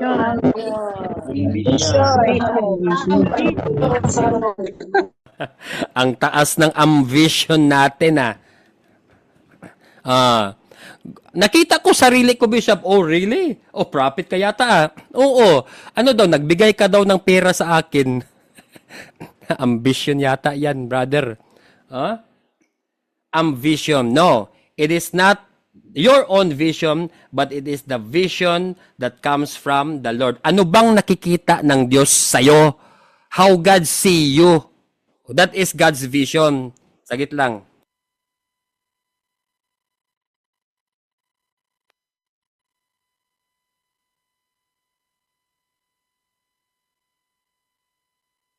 Okay.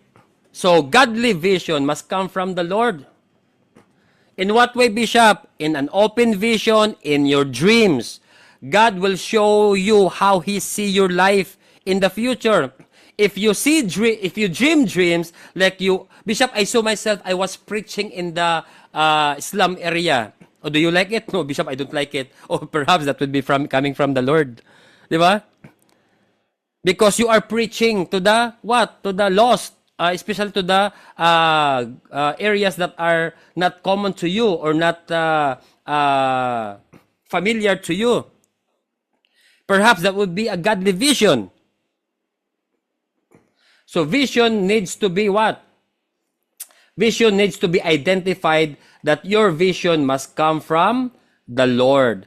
Kasi nga, magiging ambition po yan, especially us, if we are not really functioning in the godly vision of the Lord, lahat lang po ng mga sasabihin natin as a prophet will what? Will surely, ano po yan? Fleshly. Most of the time, pera-pera na lang po. Most of the time, it will be for your own benefit. Totoo po yan. Kaya, you must have a godly vision. 2 types of vision po yan. Okay? Next. Like Samuel, he received a vision. 1 Samuel 3:15. Samuel lay down until morning and then opened the doors of the house of the Lord. He was afraid to tell Eli the vision. May nakikita na si Samuel, bata pa siya. In Genesis 46:2, God spoke to Israel in visions of the night and said, Jacob, Jacob, and he said, here I am.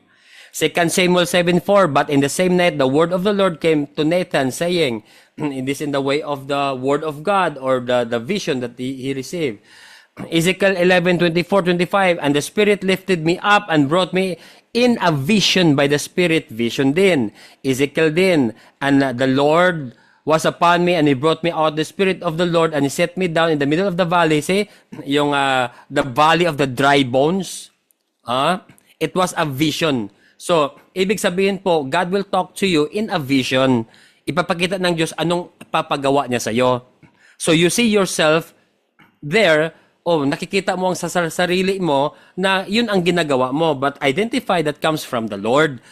Kasi if that is coming from the Lord, that is how God see you. And most of the time, we don't like it. Our fleshly nature does not agree or don't agree about godly vision most of the time. And I saw a dream. It made me dream is a kind of vision as well, yung ibibigay ng Diyos sa inyo. I laid my bed and the visions in my mind. Daniel 4:5. Daniel 2:19. Then the mystery was revealed to Daniel in the night vision. Mga prophets po yan.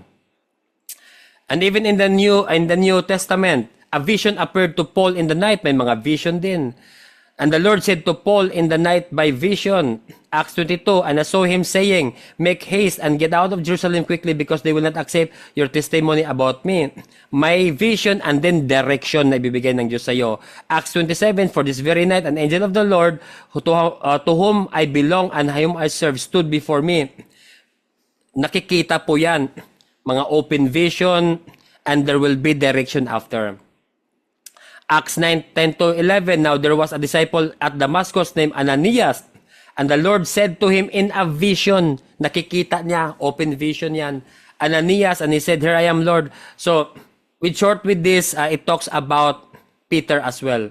So, ecclesiastical prophets bring gospel to the lost. Remember that one. If you are working with the prophetic ministry, it will not judge the lost, but it will bring them to Christ. Remember most of the time, prophets right now condemn the lost. Alam niyo po yun? And that's very wrong action of the prophets nowadays. That's why many people cannot be catered or cannot be ushered at the feet of Jesus Christ because we are condemning, especially the lost. You are sinful. Di ba? You are punished to hell. You must bring the gospel to them. Prophets. You must bring the gospel to them. You must not condemn the lost because we are working as one body. That's why there are apostolic prophets who will go with the evangelist because this evangelist or evangelism ministry, there must be a prophets there to edify people who are serving and to proclaim the word of God or the heart of God to the lost. And what is the heart of God to the lost? Salvation. That's the heartbeat of God that people should be what? Coming to what we call the gift of eternal life. Let us look at this ecclesiastical, prophetic, gestures that Christ, that God, in a prophetic way, God showed a vision to Cornelius. If you read this one, the whole chapter, Peter and Cornelius, it was Cornelius given a vision to go, his men or servant will go to Peter, and then Peter also received that vision na may mga taong naghahanap sa kanya. If you read this whole chapter of 10, makikita nyo po yung Peter's vision and then confirmed by Cornelius, and it has to do something with what? This one. As we go along with the chapters in verse 34, so Peter opened his mouth after the confirmation in a prophetic way the Gentiles hear the good news. So meron din palang talagang gospel, messenger. Ibig sabihin, it has to do something with proclaiming God's word or proclaiming the gospel to the lost. Prophets, you need to emerge right now. You need to arise right now. Why? Because of you, confirming visions, confirming the word of God, that will bring the people to evangelize. It's not only an isolated way that only you and your wife are telling each other's prophecy. No. Nakikita kita kahapon, ano ang sexy-sexy mo? Ano ba yan? Nakikita kita in the future, lalo kang sumiksi. Nako, personal intention yan. Personal gain yan. Fleshly gain yan. But for this one, Peter and Cornelius, God has showed them in the prophetic gestures by vision, looking at each other's vision na yung mga, in verse 12, in it were all kinds of animals, yung vision ni Peter, and birds in all air, and there came a voice to them, rise, Peter, kill and eat. But Peter said, by no means, Lord. Kasi nga, sa mga Jewish tradition, they are not allowed to eat this, reptiles and birds. Bawal yan sa kanila. But the Lord showed a vision to Peter that you can eat this one. That's why, after a long way that, God, confirmed this word to Peter and they agreed together with Cornelius, it bring them to what? To share the good news in 34. And then in verse 44, the Holy Spirit falls on the Gentiles. While Peter was still saying these things, di ba? The Holy Spirit fell on all who heard the word. Praise the Lord. And the believers from among the circumcised who had come with Peter, pati mga believers na mga circumcised, ibig sabihin, mga Israelites. Because the gift, and who had come with Peter were amazed because the gift of the Holy Spirit was poured out even to the Gentiles, yung mga hindi pa circumcised. For they were hearing them speaking in tongues and extolling God. They extol God. They what do you call this? They offer, praises and worship and thanksgiving to God. They exalt God. Then Peter declared, can anyone withhold water baptizing these people? Kasi nauna yung gift of the, speaking in tongues, who have received the Spirit just as we have. And he commanded them to be baptized in the name of Jesus Christ, and they asked him to remain for some days. Remember that? Meron ng baptism of the Holy Spirit before ang baptism of water. In this case lang, in this case. Okay, in this case. Pwede ba mangyari ngayon? Case-to-case basis din, di ba? So hindi natin masasabi. But in this aspect po, talagang nauna yung baptism of the Holy Spirit. But we will see here that the Holy Spirit falls on the Gentiles kasi nga merong prophetic gestures, may prophetic events na nangyari kay Peter and Cornelius. So prophets is very important for you to emerge and to rise up nowadays so that there will be more events in declaring God's words to the lost. So prophets has to do something with evangelism. That's why no evangelism this moment or minimal evangelism only because there are no prophets emerging in our church. If only there would be prophets, I will tell you, God's word will be established in the hearts of the people. And when the hearts of the people are ready, then these prophets will expand their calling into empowering this evangelism ministry, and then God will these people will be established in the Word of God, and they will not be ashamed to share the gospel because they are prepared. Their hearts are prepared because of the words that comes from the Lord that are uttered by these prophets in that church today. Palakpakan po natin si Jesus. Hallelujah.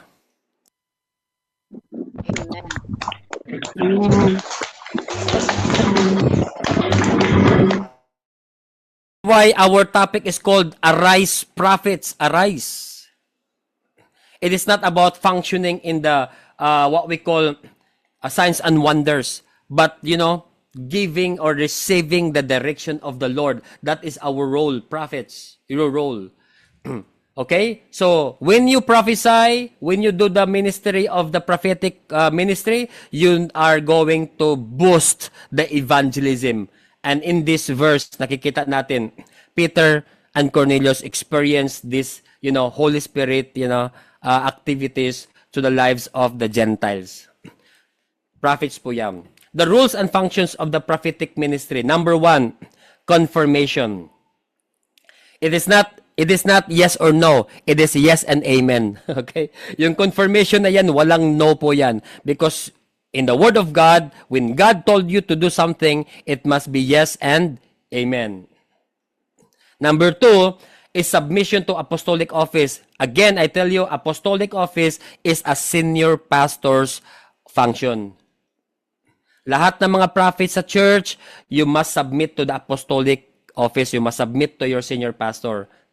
Hindi agad-agad nakakita ka ng aswang, nakakita ka ng diwinde, agad-agad propita ka na. No, that's not the measurement of being a prophet or identifying wrong. Sinabi ko na kanina, your burden and your vision. Number 3, preparing the hearts of the people. May mga sa church natin, mga na low-esteemed people, they are low in the spirit, they are no longer edified, they are tired of doing fasting, they are tired of doing evangelism, they are tired of praising God, they are tired of doing Bible study, they are tired of going to a mentoring discipleship program. Why they are tired? Because our fleshly or our heart is variable. Remember that. Kaya nga sinabi, coming from our heart, all issues of lives, di ba? Life is the source of all issues of life. Ibig sabihin, pwede kang masaya ngayon, later on, pwede kang hindi na masaya. Variable po yan. Di ba? Especially kapag lumalabas yung buwan. Meron bang yung parang may kabuwanan na ngayon, yung buwan na. Bakit? Nag-iiba yung ugali niya. Ha? Ganun ba kayo? Kapag may buwan, nag-iiba yung ugali ninyo? Hindi po yan. Ibig sabihin po niyan, you are fleshly immature ang tawag dyan. Mga immature. Tanggapin na natin na immature tayo. Para may challenge tayong, maging mature. Amin po ba mga immature? Hindi. May mga panahon talaga immature tayo. Okay, yung mga feelings natin, medyo, naging bata ako dito. Sorry Lord, mag-born again na ako Lord. Okay? May mga pagkakataon yung lumalabas yung immaturity natin. There are times that our immaturity, being seen by others. But, when it happened, I will tell you, ask the Holy Spirit to help you with that area. So, all issues in our hearts. That's why, in the church, you cannot just say, oh, we are in the church, we must be perfect, we must be mature. That's wrong. Perhaps weaknesses are there. But when you are walking in the prophetic ministry, you are there to establish God's word to the hearts of the people. You are preparing their hearts for that direction that our senior pastor received. For example, meron tayong evangelism bukas at bigla lang na low steam, low in the spirit itong 5 taong ito. You prophets will go to them and tell them about the direction. You are going to them, oh Brad, kumusta Brad? Especially ganito prophets ka ng church. You are there to build up one another. You are not there to divide one another. You are not there to condemn others. But you are there to what? To encourage them, to edify them. And if you, because prophetic ministry has to do also something with the levels of their spirit or their enthusiasm and zeal. Kaya nga po, when these people are feeling low, you are there to declare the words of God in their lives. Brad, sabi ng Panginoon, huwag tayong susuko. God said in His Word. Kaya nga, God will put words in your mouth to what? Edify that person. So that the church, evangelism or direction will continue. So whenever you are telling that person to continue serving the Lord, he will be edified. He will be exhorted. Right? Kung may problema siya sa bayad sa kuryente or sa bayad sa electricity, tulungan mo ng pera. Kung wala ka pa munang maibigay na pera, okay, word of God, okay? Ganito practical tayo. Anong problema mo, Brad? My problem is, may 1,000 kasing bayarin sa kuryente. The word of God said, wag ng word of God said, Bigyan mo ng 1,000, di ba? Babalik yun sa evangelism. Alam mo na ang problema, 1,000. Bigyan mo na. Amen po ba mga mayayaman dito? Amen. Sige nga, yung may mga 1,000 dito. Sige nga, amen. Amen. Amen. Ayan. Di ba? You know, you don't need to discern. Manifest na. Sinabi na nga niya 1,000 bayarin, pastor Bishop. Okay, may pera ako dito. Okay na yan. Okay, yes, Bishop. Bukas, Bishop, dadalo po ako sa natin. Yun lang pala ang nakahinder sa kanya. That's the reason why he is troubled with because of bayarin. Kung meron ka, then give. Kung wala, then yun na ang challenge mo rin. Dapat kayo mga prophets, mayaman din tayo. Amen. May pera din tayo. Ikaw, tayo pang tumutulong, tayo pang wala. Sasabihin mo, ako rin dalawa na kayo. Low esteem. Baka hindi na kayo magdadalo bukas. Dalawa na kayo. Ikaw tuloy na na influence. No, because aside from monetary money, monetary needs ng isang taong ito, you need also to pray. Aside from praying, the word of God will be given to you and then will be uttered to that person. Most of the time po, paano yung paulit-ulit, Bishop? Pastor Nancy, ay nako, sakit na yon. Kaya nga sinasabi ko, sakit, may sakit yon ang taong yon. Yun, hindi na yon hindi yun exhortation, it's not yung laging nanghihingi. Hindi yun exhortation, hindi yun empowerment ang sa kanya, hindi pera ang sa kanya. Anong sa kanyang kailangan mong gawin? Warfare. Halika dito, Brad. Parang may sakit ka yata. Sa isip mo lang yon. Warfare tayo, Brad. Spirit of, ano bang espiritong dyan? Makulit sa puso niya. Espiritong laging nanghihingi. In Jesus' name. Ganon. Tingnan natin kung hindi aalis ang taong iyan. Hindi pala espiritu. Yung tao palang aalis. Na-open yata, Bishop. Na-open. Huwag mo nga warfare sa harap niya. Warfare ka yung hindi ka marinig. Ini-warfare mo, narinig niya. Di ba? Di umalis yan sa church. Okay. Smile muna lahat Mahirap pagsalita ng isang oras na mahigit. Okay. Hallelujah.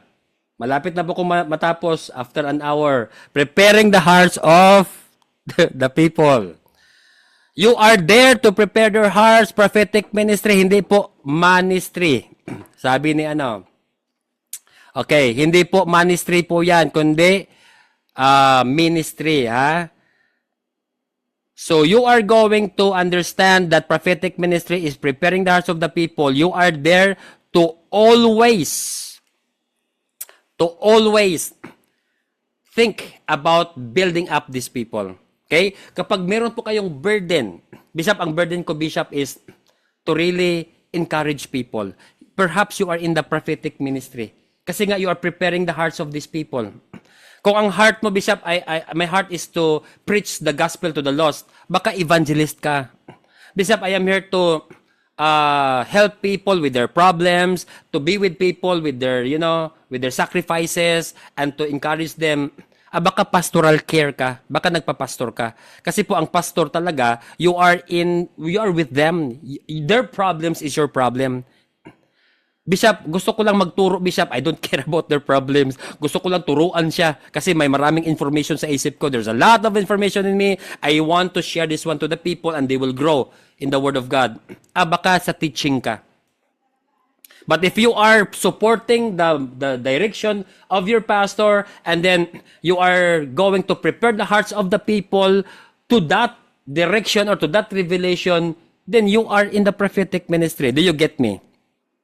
Okay? Preparing the hearts of the people for the direction or the revelation or even rebukes that your senior pastor in the apostolic ministry received from the Lord. Clear po ba ang work, ang function ng prophetic? Amen? If you have that burden and you see yourself in the vision, perhaps you are in the prophetic ministry. And even if you are not yet a prophet, then every churches must have that prophetic ministry. Please build up prophetic ministry. Most of the prophetic ministries are intercessory groups. Kasi kayo yung nagpipray But remember, intercessory, you must say yes and amen to everyone. Okay, dito na. Spiritual gifts versus ministerial gift. Spiritual gift.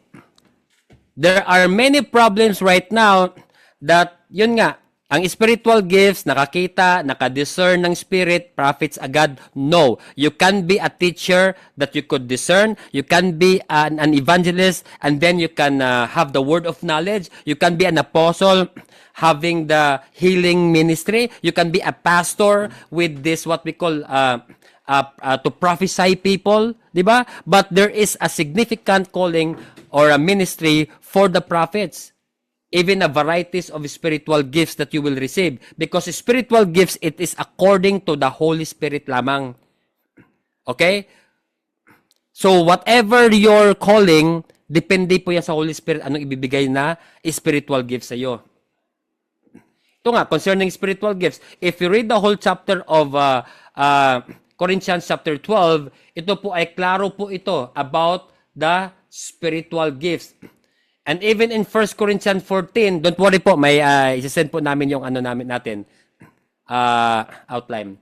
In 1 Corinthians 14, 3-4, but he who prophesies speaks edification and exhortation and comfort to men. Yan po ang prophesying. Yan po ang work in the office of the prophets.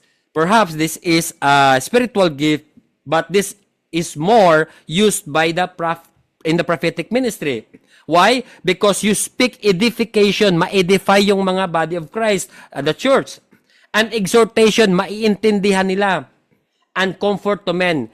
Yung mawawala yung sakit, yung mga burden, yung mga problema sa puso na mga pinagdadaanan ng mga kasama natin sa church. Remember, 3 words. Exhortation, comfort, and edification.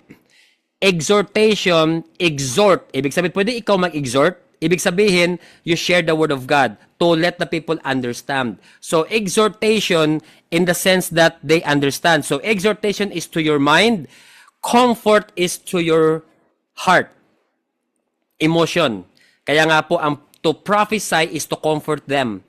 They will be comforted by the word of God. They will be they will understand and they will be comforted. And lastly, edified. Edified. There are people who are comforted, they are exhorted, yet they are not edified.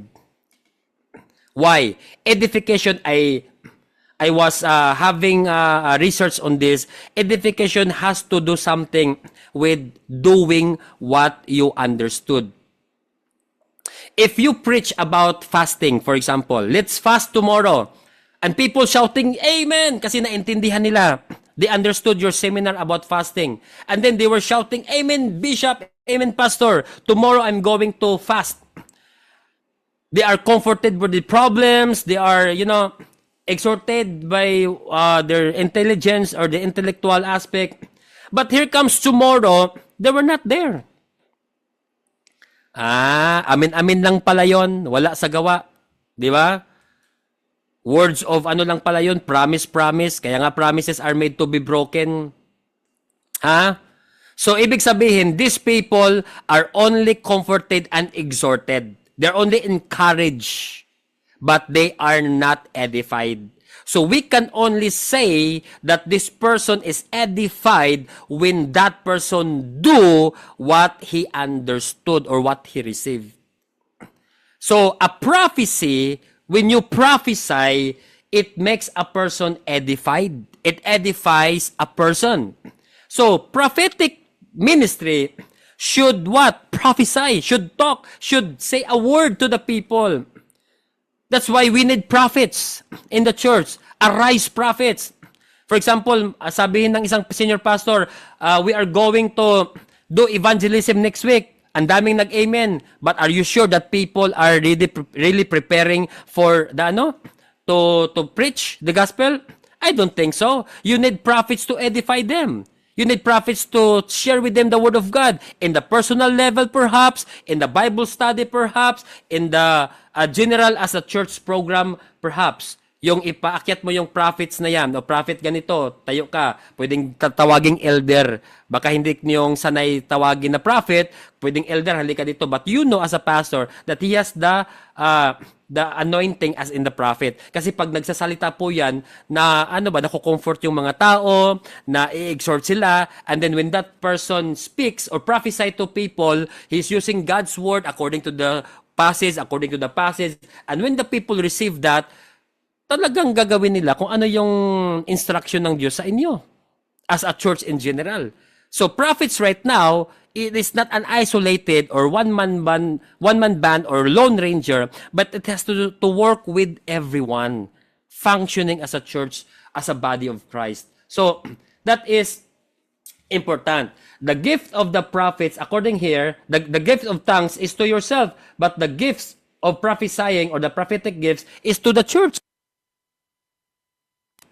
In verse 4, he who speaks in tongue edifies himself only, but he who prophesies edifies the church. Kaya we are in 1 Corinthians 14 po, if you read the whole chapter po, sinabi po doon that we need to be more on prophesying than speaking in tongues. Pero if the church is already, comforted, is already edified, you can, speak in tongues to make themselves edified. But if there are unbelievers, then, outsiders, you don't need to speak in tongues. They don't understand you. Okay? So put everything in order. Order in the local church po yan. 1 Corinthians chapter 14. Mga prophets, usually, kayo po ang nag-i-speak in tongues. Ang laki-laki po ng bunganga natin to speak in tongues. I'm sorry for my word, but I want everybody to really put our ministry in order. Kaya nga dito may prophecy and may tongues Kasi kinukorek tayo ng Panginoon. Yes, I am so happy that you can speak in tongues. But do not speak in tongues when people don't understand you.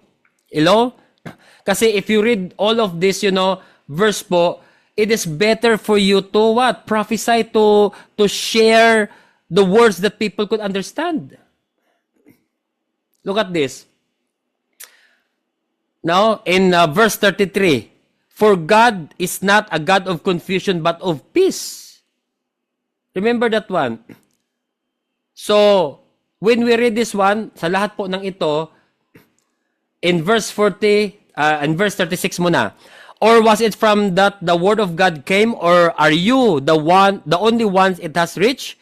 Ikaw lang ba ang tao sa paligid? Kung ikaw lang, then speak in tongues. But if anyone thinks that you are a prophet or spiritual, you should acknowledge that the things I am writing to you are commanded by the Lord. Ito nga, yung rebuke ni Paul sa mga nag-i-speak in tongues na hindi naman nag-prophesy.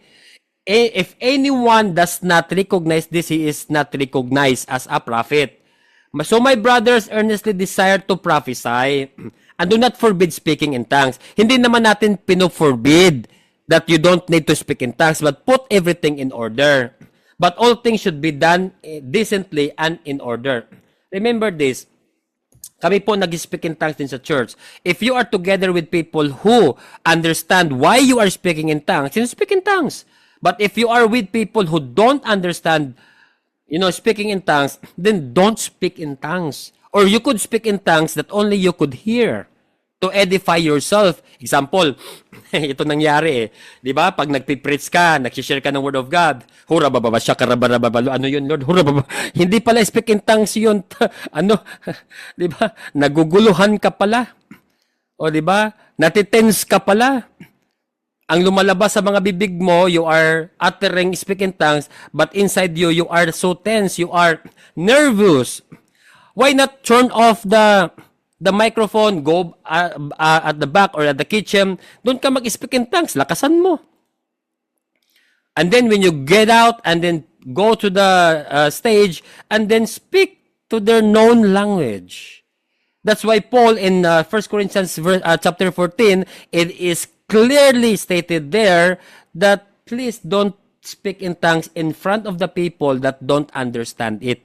Unless you are in your church that everyone is speaking in tongues, or some of those are believers but they don't speak in tongues, yet they understood what is happening around them, you can speak in tongues freely.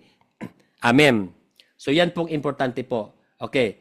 So, mga prophets, this is your part to prophesy. Ministerial gifts, ito na yun. Kanina po ang spiritual gifts. Spiritual gifts po, you need to know yung the word of knowledge, the word of wisdom, healing, yung discerning of the spirit, tongues, yung interpretation of tongues, di ba? May mga signs and wonders. But I will tell you, those are spiritual gifts. And ministerial gifts is different to that. Okay? Because the ministerial gifts has to do something with the fivefold ministry, the church, the body of Christ. Whatever your calling or your ministerial gifts, the Holy Spirit will give to you according to His purpose, yung mga spiritual gifts. Ibig sabihin, there are prophets right now have this different spiritual gifts. Meron nga kaming ni Pastor Danny Gutierrez, yung dissertation po niya na about yung mga personality types of person with regard to their spiritual gifts. So, meron talagang significance, Pastor Danny, no? Na na mga spiritual gifts with regard to your personality, sanguine ka ba, melancholic, 'di ba? Yung mga personality po ninyo, nagda-drive din po 'yan sa mga spiritual gifts or vice versa. The fivefold ministry works to establish the ecclesia. Remember that pastor ka sa ecclesia, sa church. Prophet ka ng church. Okay? Not to the one person. Evangelist ka ng church. Teacher ka ng church. Apostle ka ng church. Ephesians 3:5, which in other ages was not made known unto the sons of men, as it is now revealed unto His holy apostles and prophets by the spirits. Ito po yung mystery. The church of God was revealed to the apostles and prophets. Sa atin po yun ngayon. Not in the Old Testament prophets. Tayo po, apostles and prophets. We, senior pastors. Acts 9:15, it was revealed to Paul to proclaim the gospel to the uncircumcised or to the Gentiles, even Filipinos. Nakasali pa tayo dito. And Acts 9:15 again, but the Lord said to him, go, for he is a chosen vessel of mine to bear my name before Gentiles, kings and children of Israel. So mga prophets, nireveal po sa atin yan. Okay? Apostles and prophets. That's why in Galatians 2:20, clear po doon that we were being built upon these foundations of the apostles and the prophets. Kasi nga, church nga tayo Nireveal yun sa apostles and the prophets. Ephesians 3:2-3, if you have heard of the dispensation of the grace of God, which is given to me to you, how that by revelation He made known unto men, to me, the mystery. Ang mystery po na ito is the church. Hindi po ito na uncovered doon sa Old Testament. It was only during the time of Paul. Okay? For I deliver in 1 Corinthians 15:3, sabi ni Paul, for I delivered to you first of all that which I also received, that Christ died for our sins according to the scriptures. The mystery of the church has given to Paul, to us first during this time. So tayo po ang first hand, these early Christians, and that's given to us this era right now, that what we call a church age, or they call it the dispensation. So tayo po ay set into a purpose. Paul, a bondservant of Jesus Christ, called to be an apostle, separated to the gospel of God. Yan po ang Romans 1:1. Si Paul po yan that has called into the foundational teaching or the foundational of this, what we call the Church of Jesus Christ. Pero ito po yon. In 1 Corinthians 12:10, to another the working of miracles, to another prophecy. So merong prophets talaga in this church. Kasi nga foundation ito So of a church without a prophets, nako, mahihina po ang nasa loob niyan. Walang ang low esteem, lows in the spirit po yan. That's why we need prophets to arise to build them up. And God has set some in the church, first apostles, secondarily prophets. Thirdly teaching, after that, miracles. 1 Corinthians 12:28, clear po yan. So we need prophets to arise. After Paul, there were Timothy and Silvanus called an apostles. May mga apostles and then may mga prophets din. So, prophets, apostles, they are interconnected with each other. And then, andito pa po, apostles and prophets, Jesus Christ Himself. Diba? Foundations of the apostles and prophets po yan sa Ephesians 2:19 to 20. I'm sorry, yung kanina po, hindi po Galatians 2:20. Ephesians po yun, Ephesians 2:20. And then, Luke 18:34, but they understood none of these things. This saying was hidden from them, yung church po. And they did not know these things which were spoken. So meron pong mga natawag na prophetic gestures before that only the apostles and prophets understood, and that's the mystery of the church. In Acts 3:21, whom heaven must receive until the times of restoration of all things, which God has spoken by the mouth of these holy prophets since the world began. Until that point ng Acts 3:21, sinulat po ito that the prophets must emerge for the restoration. Tayo po ngayon, we need prophets in our church. Romans 16:25, di ba? Now to Him who is able to establish you according to my gospel and the preaching of Jesus Christ according to the revelation of the mystery kept secret since the world began. Romans 16:25, but the mystery was unfolded to the apostles and the prophets. So Ephesians 4:11, we must be apostolic and prophetic. Again, not all are called the apostles and prophets, but we all could flow to these two foundational ministries. Foundational kasi ito. Dapat tayong mag-work as a church. Apostolic po yan. You are not alone. And then prophetic in the way that we're building up and others. Remember, prophetic means hearing God. Apostolic means establishing God's word. Kaya nga po sa church, when you hear God, that is prophetic. And then when you hear God, you are going to recognize the need of the people. Or low esteem sila ngayon, medyo nahihirapan sila. Lord, what is your word to them? Now, you are working in the apostolic, prophetic ministry because you must receive God's word to edify them, to encourage these people. If you are in that encouraging by the word of God, edifying by the word of God, you are really in the prophetic ministry. In our church right now, pastors, there's a lot of people who are called in this way. That God will reveal to them the word so that the people are going to be established. But remember the senior pastor, your work is to receive the revelation, direction from the Lord, and including rebukes. Kaya nga ito yung pattern, di ba? This is the format, this is the pattern, the design of God, of Jesus Christ in the church. Here are some of the parts that God has appointed for the church. 1 Corinthians 12:28 po yan.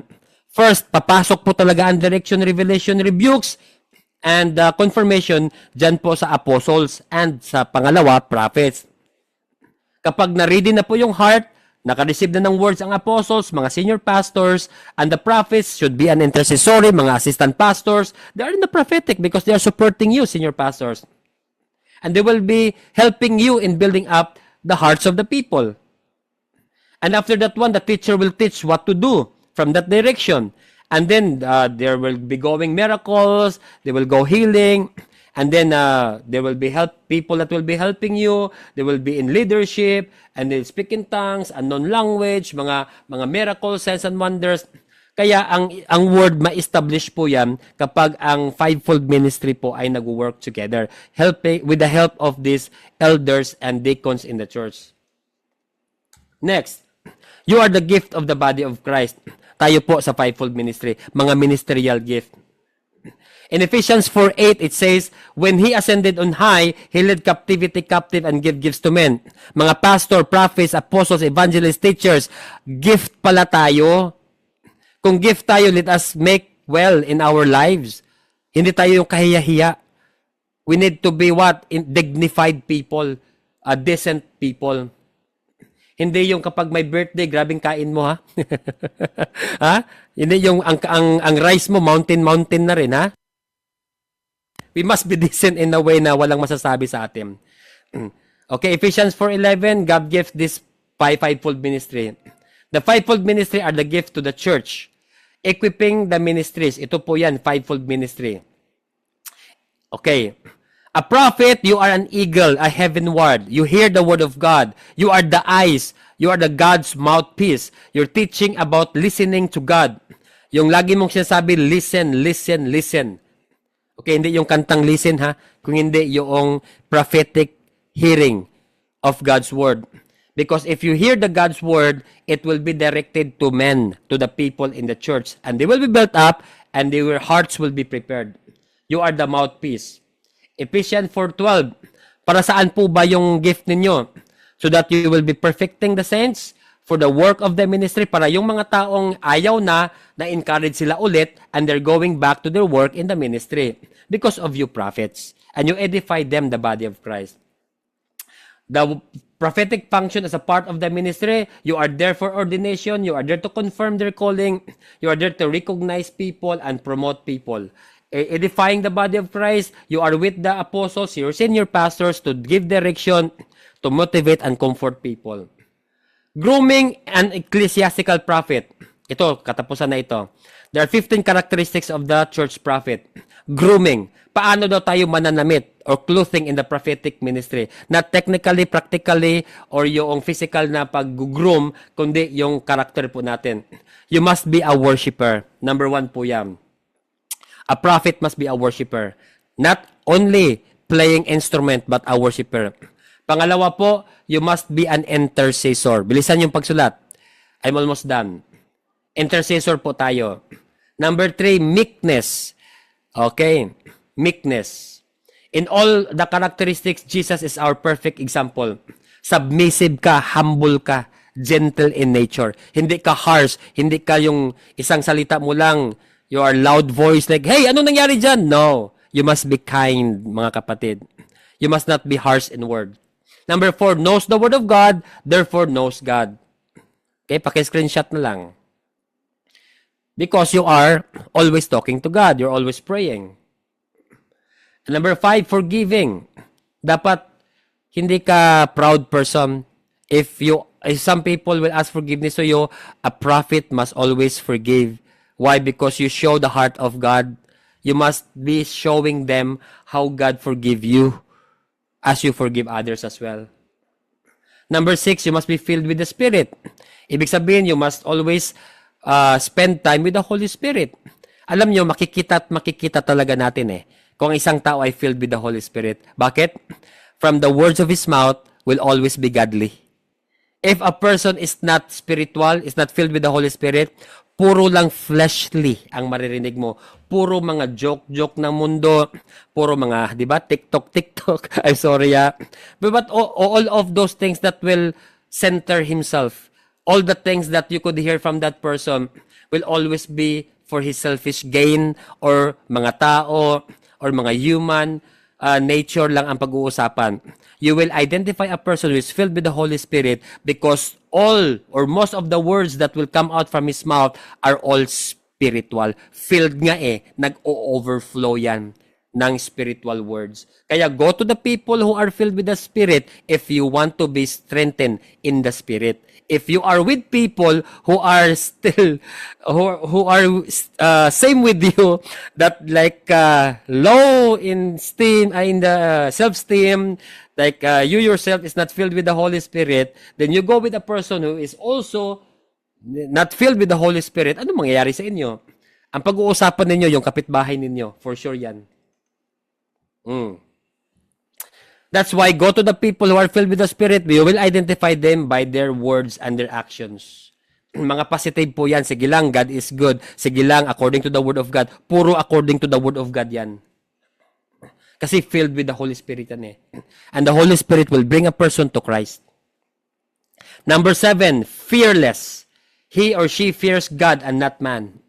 Kahit anong sabihin ng tao, walang problema. Yes, Pastor Emma Barro, they are going to be identified by their fruits. Kaya nga yung sinasabi, narinig mo sa kanya. Fearless tayo, mga prophets, with fear to God, not to man. Ang ibig sabihin ng fear of God dito, natatakot kang hindi gagampanan ang kagustuhan ng Diyos. You are afraid not to do the will of God. That is fear, revere, honoring God's word, following Him. That's the content or the context of fear of God. You are afraid not to follow His will.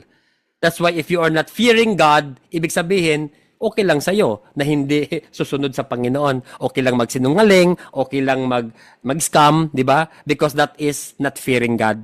Because if you fear God, natatakot kang hindi susunod sa Kanya. That's why fearless tayo sa paggawa ng mga bagay na yung mga human nature. Fearless sa mga bagay na walang kakatakutan, kundi sa pagsusunod sa Panginoon, kahit anong mangyari sa buhay natin, we are fearless. But we are fearful to God, but we are fearless to whatever whatever people will say to you. Wala kang pera tapos nagpipreach ka. So what? Walang pera. Di ba? Pera lang yan. Di ba? Pera lang yan. Oh, may heaven ako. Ikaw wala. Di ba? Yun ang kaibahan natin. Trust God above all. Number 8 po yan. Firmly believe in the reliability, truth, strength of a person or thing, confident in expectation. Confident tayo na may totoong Diyos na nakikita tayo. Number 9, pure heart po ang characteristic. If we want to groom a prophet, he must have a pure heart. Pure, uncontaminated, clear, unalloyed, unmixed. In Matthew 5:8, blessed are the pure in hearts for they will see God. Yung kay Bishop Maffei, meron silang beatitude topic ngayon. Ang ganda-ganda nun. Isa doon ay pure heart, yung meekness. Maganda po yung topic na yun na the beatitudes po. Number 10, integrity. You must have an integrity. Your actions will follow your words. I mean, your words follows your action. Di ba? What you say is what you do. That is integrity. 11, exercise discretion and strong discernment. Dapat, you have a good judgment. You are not biased person, but a sound doctrine, a sound judgment. Number 13, have no agenda but God's agenda. Okay? Kapag merong monetary agenda ka na, nagpapa-offering ka na doon sa street preaching mo, ibang usapan na yan ha. Baka may sarili kang agenda. A true prophet supposedly must have no money included. Kung pwede lang po, I will believe in you kapag walang pera na kasama yan. Pag may pera pong kasama yan, prophets, nako, magdadalawang isip ako sa iyo. Kayo na rin mga nakikinig, magdadalawang isip tayo. Okay, magbigay muna tayo bago ko ibigay yung prophecy. Delikado yan. Obedient, 14. Obedient. Number 15 and last, they are good listeners. Prophet are not only good talkers, but you must also good listeners. Hindi lang yung talk lang ng talk, okay? But you are good hearer. Why? Because you are a listener of God. So you must also listen to others as well. Growing in the prophetic. An ecclesiastical prophet must be submissive to the local church senior minister, an apostle. Ito yung isang immature prophet. If you are not submitting to your senior pastor, you need to grow, and grow. Submission. Submit everything. Mga prophets, whatever you see, whatever you discern, whatever God's word in you, go to your senior pastor and talk with them. Pastor, meron po akong na-receive na word sa Panginoon. Ano yun? According to, may word talaga yan. May word talaga in the Bible. Kapag walang word in the Bible, perhaps it comes from you. You must have a passage in the Word of God. Kasi yan na yung ano natin eh. Yan ang kumpas natin ang Biblia eh. It's already there. Everything is there. A prophet must anchor his words of discernment and visions according to the Word of God in the Bible. Saan ba sa Biblia makikita, brother? Prophet. Nasa Biblia talaga yan. So, prophet, arise! The prophets of Jesus Christ, you must arise now in the church because this is the time to build up the body of Christ, to build up the church. Brothers and sisters It is 3 hours and 13 minutes of your time. I'm sorry for that, but I believe that mainit na po yung cellphone ninyo. But because of that, I'm so proud of you students. Ako lang po ang may authority na ganito from the professors. Pasensya na mga professors. Medyo 1 hour and a half lang yung ano natin. Pero ako po ay nakapag 3 hours. Sige lang. Ano ito? Favored given to the director ng BAM Academy. Bishop Mapi, Pastor Danny. Okay. Okay po. So salamat po sa pakikinig and I am so happy to hear from you that you are here. Palakpakan po natin si Jesus Christ. Prophets, arise!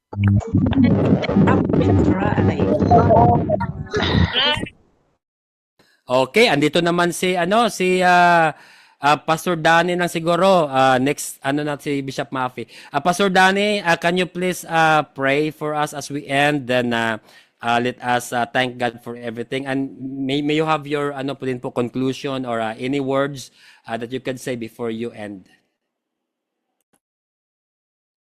Yeah, thank you, Bishop Harl.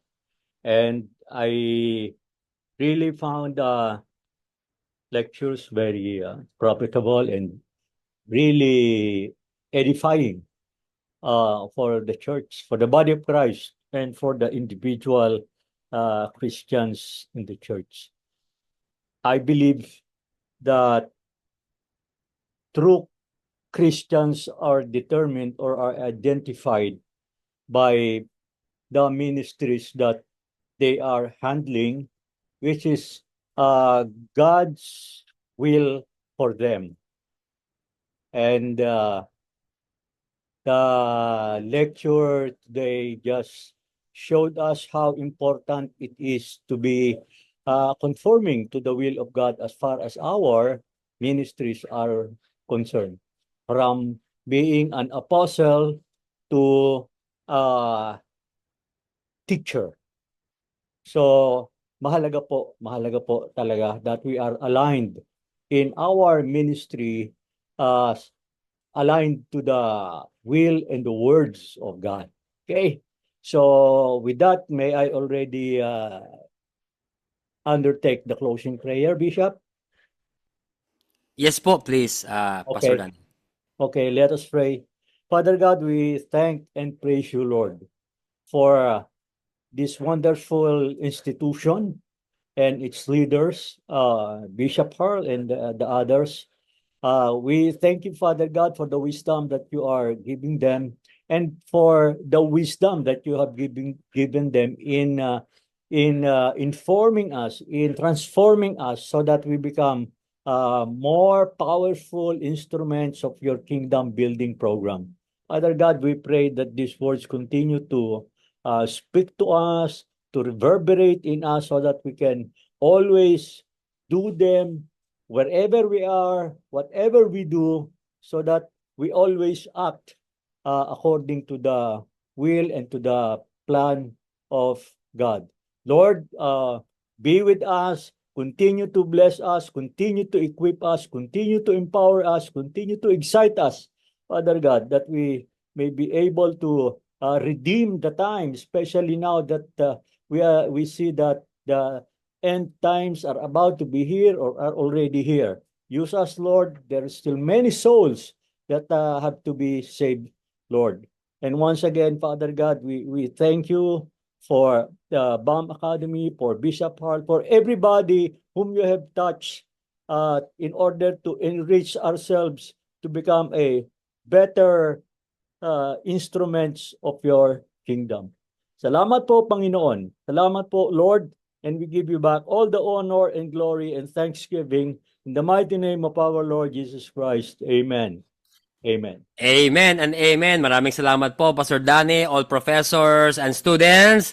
Thank you very much and see you next week. Next week po, si Bishop Joey, yung explosive growth and mentoring po and church multiplication po ang ating pag-uusapan next week. Kaya po, lahat ng mga church planters, nagsisimula ng church, please join next week because Bishop Joey is going to share with us this topic. So maraming salamat po sa ating lahat and a double shalom forever. forever, my eternal family. Sabay-sabay po tayong sisigaw nito. A double shalom forever, my eternal family. Bam! One of us. Ready, go!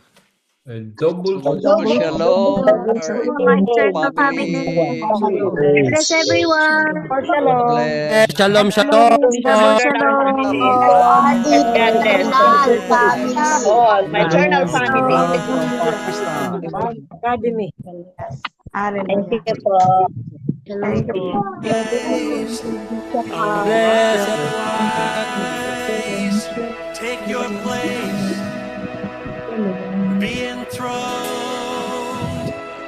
on a praise.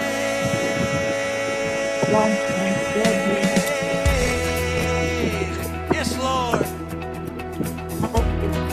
Arise, O God. Amen.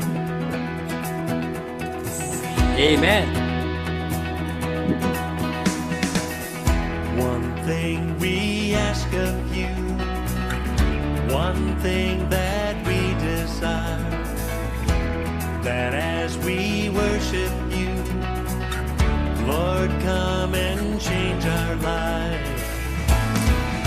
So arise, arise, arise, arise, arise, take your place, be enthroned on our praise.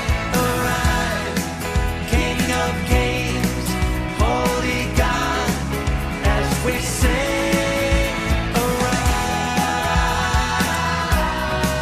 yes, arise, Lord, arise, yes, arise.